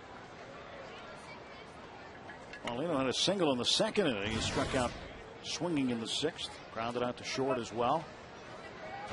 Now, speaking of short, I hope Ronnie Cedeno's shoulder gets better pretty soon. He felt well enough for a while today to get himself in the starting lineup. But shortly before the game, John Russell announced that Cedeno would be a scratch and Argenis Diaz would start his 6th straight game. Something must have happened after batting practice. It's kind of like the time frame where we got the word that he wasn't starting. Maybe got stiff after he went out and hit. He had a hard time swinging a bat up until today. Got a cortisone shot yesterday on the left shoulder. But he has been available to pinch run. He hasn't had any problem fielding. Of course, throwing either. He throws with his other arm.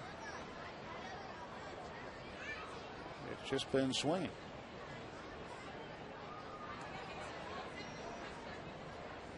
Well, it's 3 balls and no strikes to Paulino.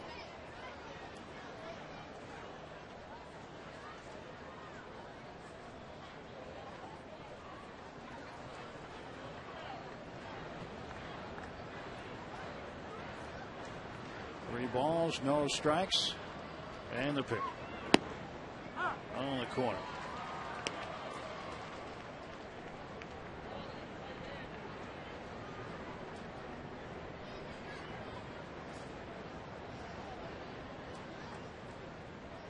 Two outs, Stanton the runner at first, a leadoff walk, and the pitch.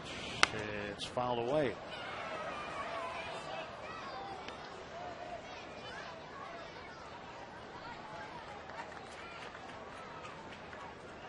Well, he's bounced around a little bit. Last couple of seasons, he's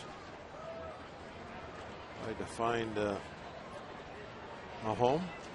That's part of the business. Runner goes, and a shallow fly ball to right. Here comes Domit. He'll make the catch. And the side's retired for the Marlins in the top of the 8th, and a man left on base. 5-0 Florida.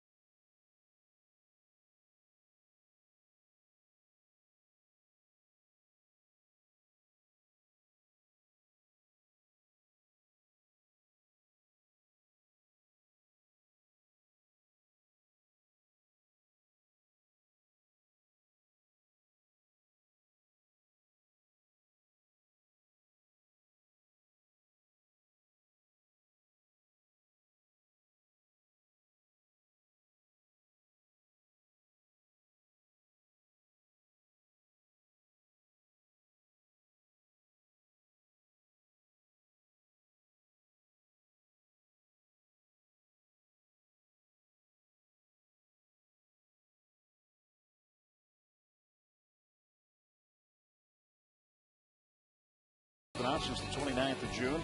Dustin Pedroia activated from the 15-day DL, missed 44 games, had a broken left foot, and also turned 27 today. Andy Pettit will have an MRI on his left groin. Felt discomfort during a bullpen session, so the Yankees try and see what's happening with their pitcher. And they're all texting the news to their friends, in case you missed it. 5-0, going to the bottom of the 8th with Bob Walk. Tim Neverett, game 2 of a 10-game homestand. Game 2 of this 4-game stint with Florida. Argenis Diaz leads off, takes ball 1 low.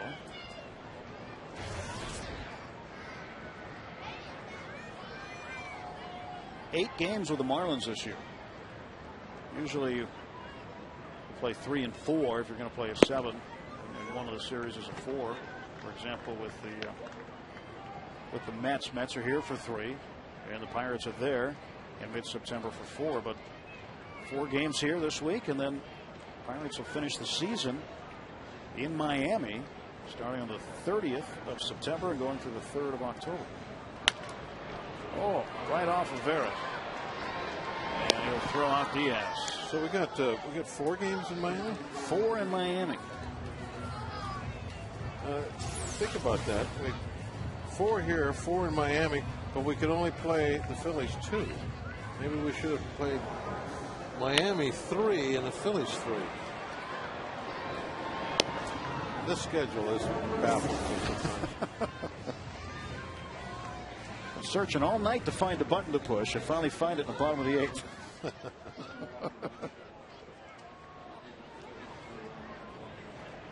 We're bouncing them off the pitcher tonight.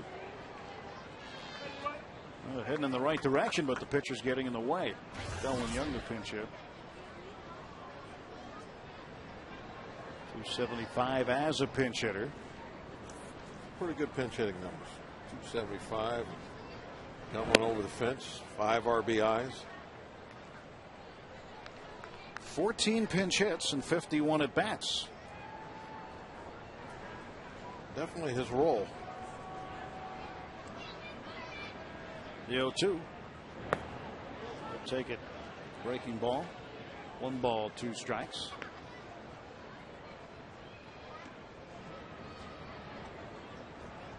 Delwin Young trying to get aboard with 1 out of the bottom of the 8th. Chan Ho Park throwing in the pen. Delwin chase one outside, strikes out. Ricky Nolasco, the starter tonight. 6+, didn't give up a run on 5 hits, didn't walk anybody, struck out 9. Nolasco, one of his better performances, certainly. And think about the first 5 innings. In spite of the base hit to Tabata, again a double play to win an inning, erase that. He faced the minimum number of hitters through 5 innings, striking out 7. Pirates finally got to him a little in the 6th. Couldn't get a run across, left the bases loaded. And then had 2 on in the 7th on consecutive hits by Jones and Alvarez before Nolasco was lifted.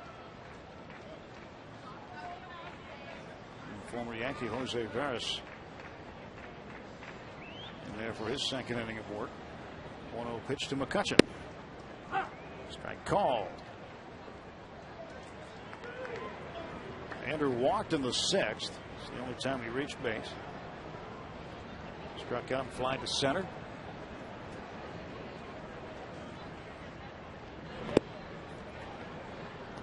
A little short of home plate. 59-footer. Yeah, you like those once in a while, especially with a 3-ball count. There's Chan Ho Park.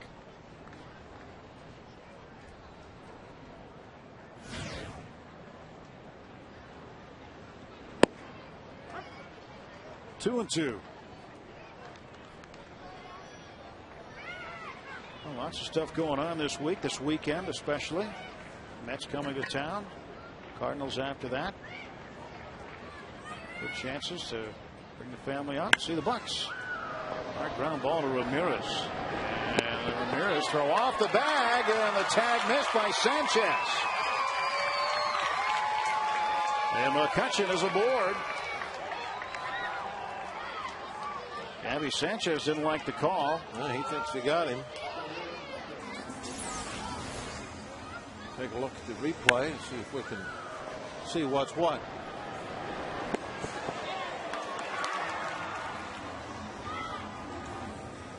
The throw definitely sailing a little bit. If he got him, I think he got the back heel, if he touched him. Or maybe the back calf. Pretty tough to tell whether he touched him or not. Looked like he. If he did, that was the only spot. Yeah. So an error charge to Hanley Ramirez on the throw. And McCutchen is 0 for 3.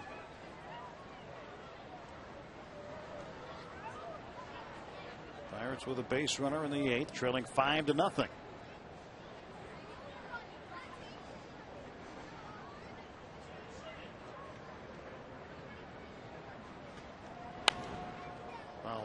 Let's take another look at that one, Bob. Did he get him or not? Watch his calf. Right there.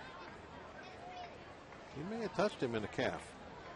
The back of the glove. He's not touching him there, I don't think. I see a little bit of an airspace. Just hit by that much. Right at Ugla. Hit it sharply, but the second baseman for the Marlins was positioned correctly. 5-0 going to the ninth.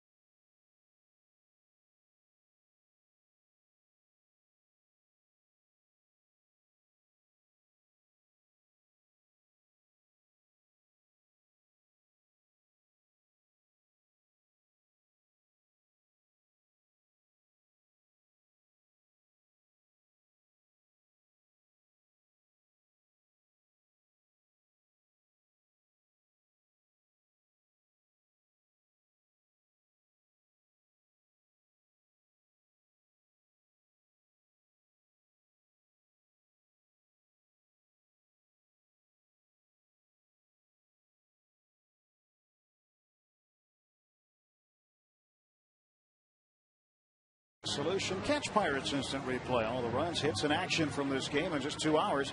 Pirates instant replay tonight at 11 right here on FSN. There's a great montage coming back. AGH can.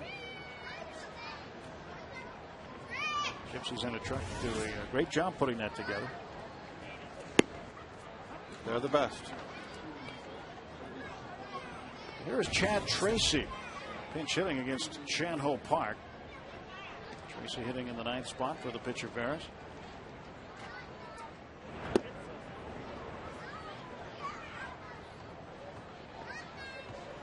Former Arizona Diamondback Chad Tracy. Only one hit as a pinch hitter this year.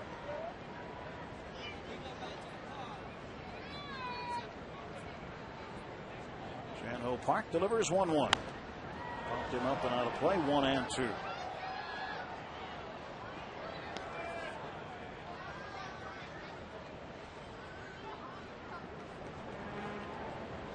'94 came over to the Dodgers. He was pretty overpowering for a while. Great stuff when he was younger. Tracy hits it up in the air to left. Jose Tabata reels it in. There's one away in the top half of the ninth inning.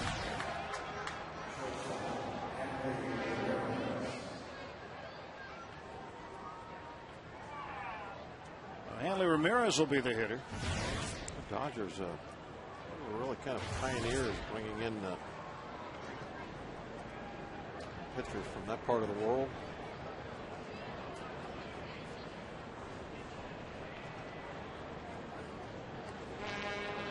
They're very active in scouting Asia.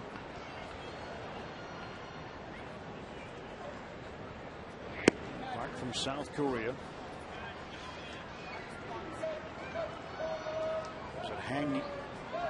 Hanyang University in Seoul, where he was a sophomore when the Dodgers grabbed him. He's pitched for the Dodgers twice. Went back to him in 2008. Stayed there for quite a while, 1994 to 2001. He's also pitched for the Rangers and Padres, Mets and Astros, Phillies. Rangers is where he went after his free agent year. Signed a pretty big contract. He's with the Yankees. Yankees designated him for assignment, put him on waivers. Pirates picked him up.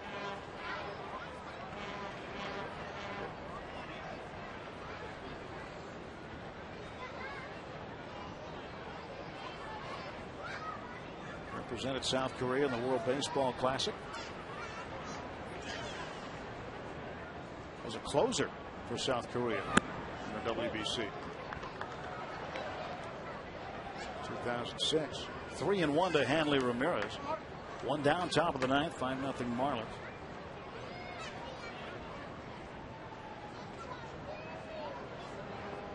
The 3-1 pitch coming from Chan-Ho Park. Did he get him? Either way, it's ball 4.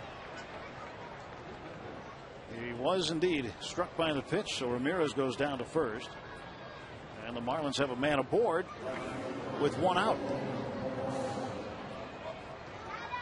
Logan Morrison, who singled and scored in the 5th.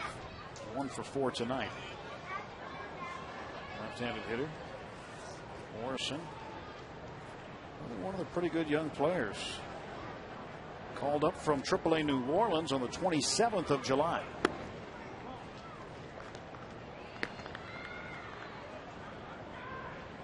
And his first major league hit in his second at bat that night.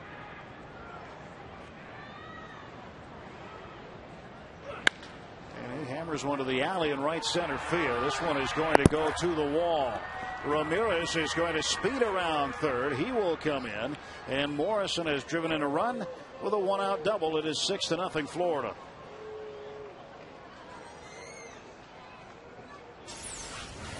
Hanley Ramirez, given the free pass, comes in to score on this. Morrison really drove this ball. Looked like it was on the outside half of the plate. Great plate coverage. Just look how quick it got out there. RBI number 7 for Morrison. Well, Morrison's a guy who just a month ago was in Anaheim representing the United States in the Futures game. Here he is a month or so later. As we said, in the big leagues. During our open, there are some very talented young players wearing both uniforms tonight. Possible rookie of the year staring at us, Gabby Sanchez. Balls are fouling out of play. Sanchez was up and down 3 different times with Florida last year and only had 21 at bats. He was 5 for 21, but 2 of those 5 were home runs. He had 3 runs batted in. He managed to get into 21 games. The majority of the season in New Orleans in AAA, and he chases that one, and he is down on strikes. Second time tonight. Sanchez has struck out, but he's got 2 hits and 5 at bats, and more importantly, 2 runs batted in. Chan-Ho Park gets the second out. 1 run is in. Morrison standing at second base. Batter's Dan Uggla.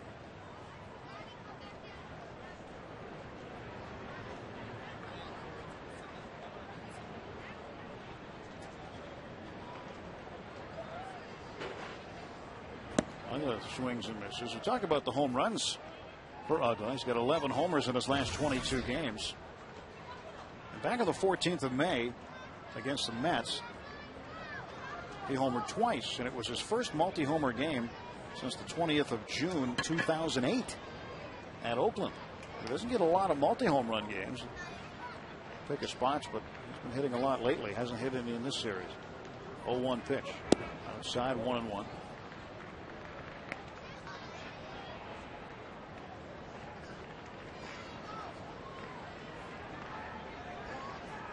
Not a real big guy for 27 home runs at this point of the season.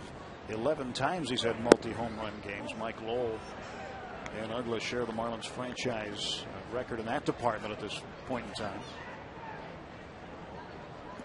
Actually walked in the ballpark tonight just behind him. We arrived around the same time. He's not an imposing figure physically, but he's just well built, strong, hits the ball hard. 2-2.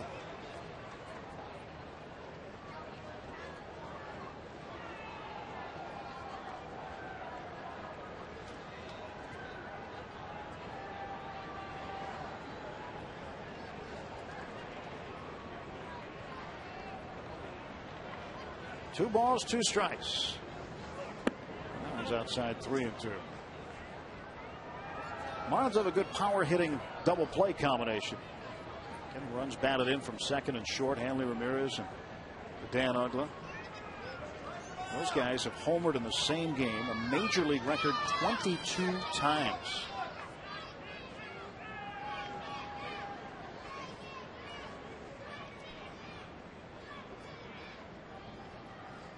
Two outs, top of the ninth. One run is in. Uggla wants time. Rich Aurelia and Jeff Kent are next on the list with 18 times they've both homered in the same game. The Giants. 6-0 Florida lead. Payoff pitch to Uggla. Struck him out. Chan-Ho Park gets 2 strikeouts in the inning, but gives up a run on a hit. Head to the bottom of the ninth. Last wraps for the Bucks. They trail 6-0.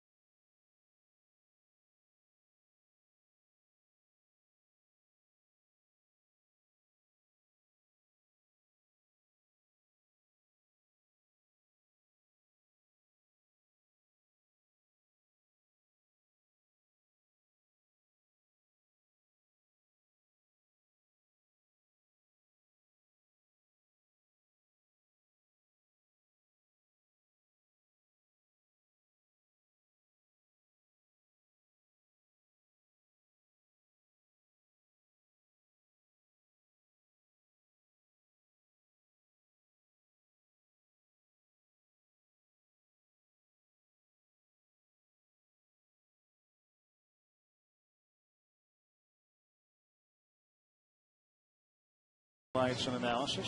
See Ken Tacomi's name up there in the marquee, do you? Maybe it's still coming. Maybe it'll be there. On the Give it time. Wait for it. Not yet. Not yet. But he'll be coming up, I promise, right after the game. Rob King. Haven't seen Rob's name on the marquee either. Clay Hensley's name is up on the scoreboard, though, as he is now in the ball game. Third pitcher used by the Marlins.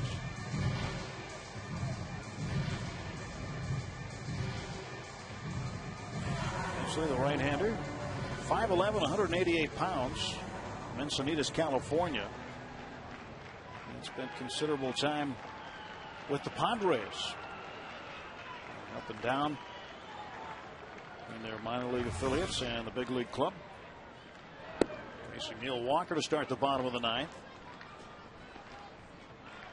Pirates need a rally.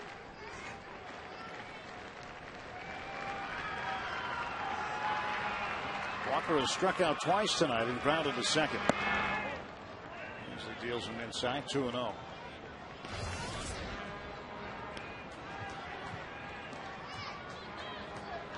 Tonight is game number 119. Where's the time gone? Seems like the day before yesterday. We're finishing up in Florida. Season goes fast. Yes, it does. Not a whole lot left. 43 remain. Won't be long. We'll be talking about September call-ups. Just a couple of weeks on that front. Rally cap is on. Takes two, though. Need another one.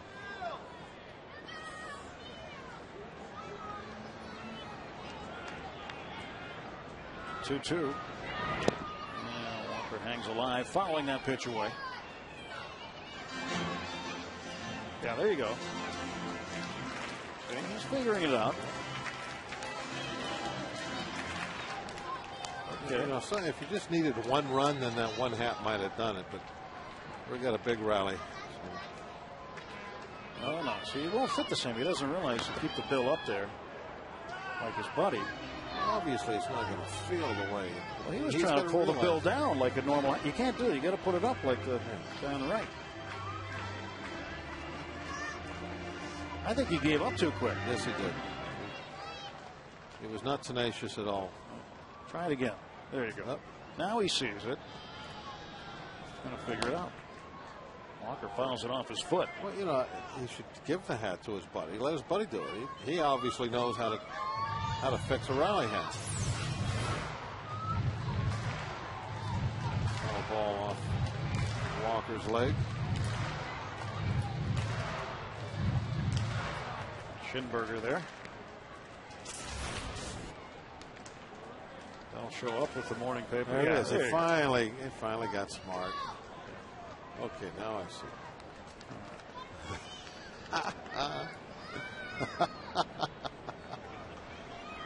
That's a rally hat.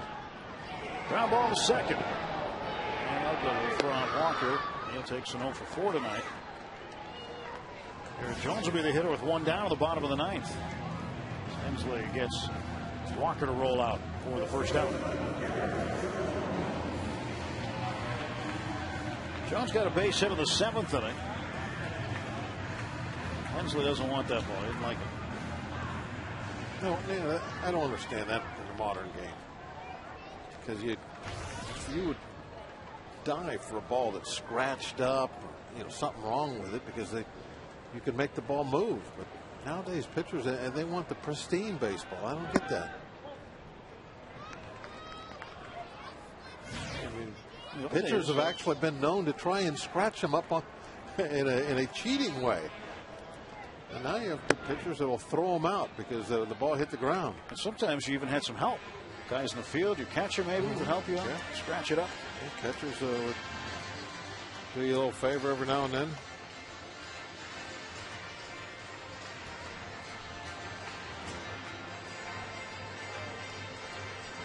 I think when a pitcher starts saying, "Hey, give me that ball," no matter what, batter can become suspicious. Well, they've had to have maybe used twice as many baseballs in a game nowadays than they did maybe 30 years ago.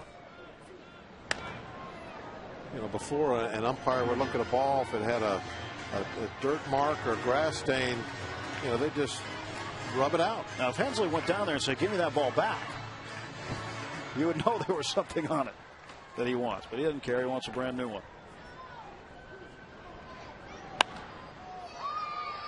Popped up. Hanley Ramirez. Put it in the glove for out number 2. Pirates down to their final out tonight. And Pedro Alvarez will come to the plate to face Clay Hensley.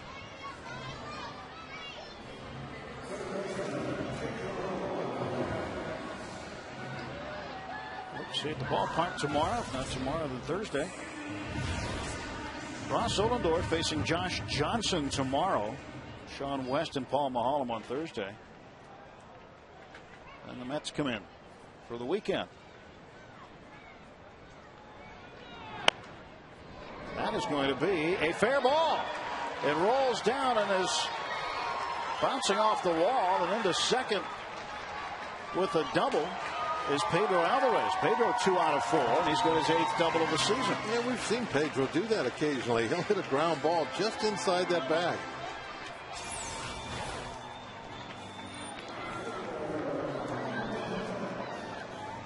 Now, the Marlins are familiar with a ball hit like this. Right over the top of the bag. The game last week. They had one in a game like that would have been a walk-off winner, but umpire Bob Davidson called it foul. Still a pretty major disagreement between the Marlins and the umpire concerning that call. The Phillies ended up winning that game. And it ended up costing the Braves a game in the standings as well, because Philadelphia will win.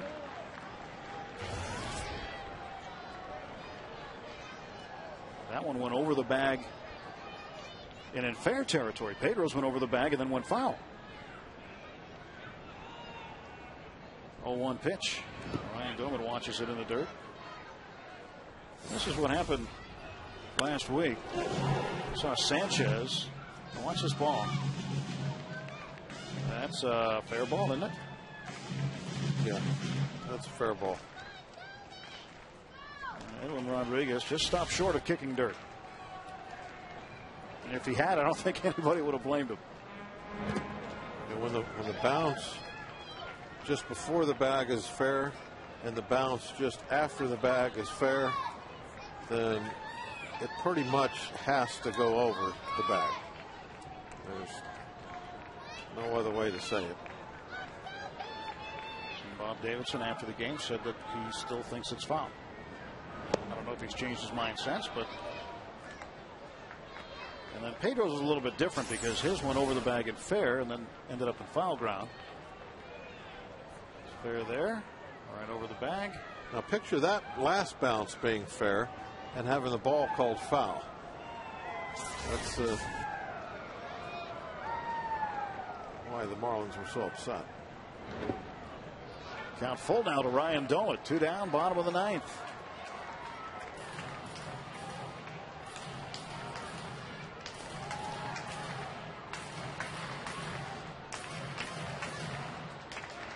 Three and 2. And Clay Hensley getting set to deliver to Ryan Doman. Payoff pitch. And that's the ball game. Doman down on strikes. And the Pirates have dropped game 2 of this 4-game set to the Florida Marlins by a 6-0 final score. A couple of differences between last night and tonight. One of them, that we didn't come up with the big hit tonight. There was a couple situations where we had bases loaded one time. Another time we had a couple runners on. Nobody came up with that big extra base hit. And so we got nothing but zeros up there tonight. Nolasco did a great job. Sometimes you just have to tip your hat to the pitcher, and that is a big part of it tonight. Well, that'll do it for tonight's game coverage. Our next broadcast of Pirates baseball on FSN Pittsburgh tomorrow night for game 3 of this 4-game set with the Marlins here at PNC Park. Josh Johnson goes against Ross Ollendorf. The Trip Total Media Pirates pregame show begins our coverage at 6:30. Then Steve Blass joins Greg Brown for the call at 7 o'clock right here on FSN Pittsburgh. Bring the game to you. 6-0 the final score. Marlins win it. For Bob Walk and our entire FSN crew, I'm Tim Neverett. Stay tuned. The AGH Sports Medicine Pirates postgame show comes up right after the break.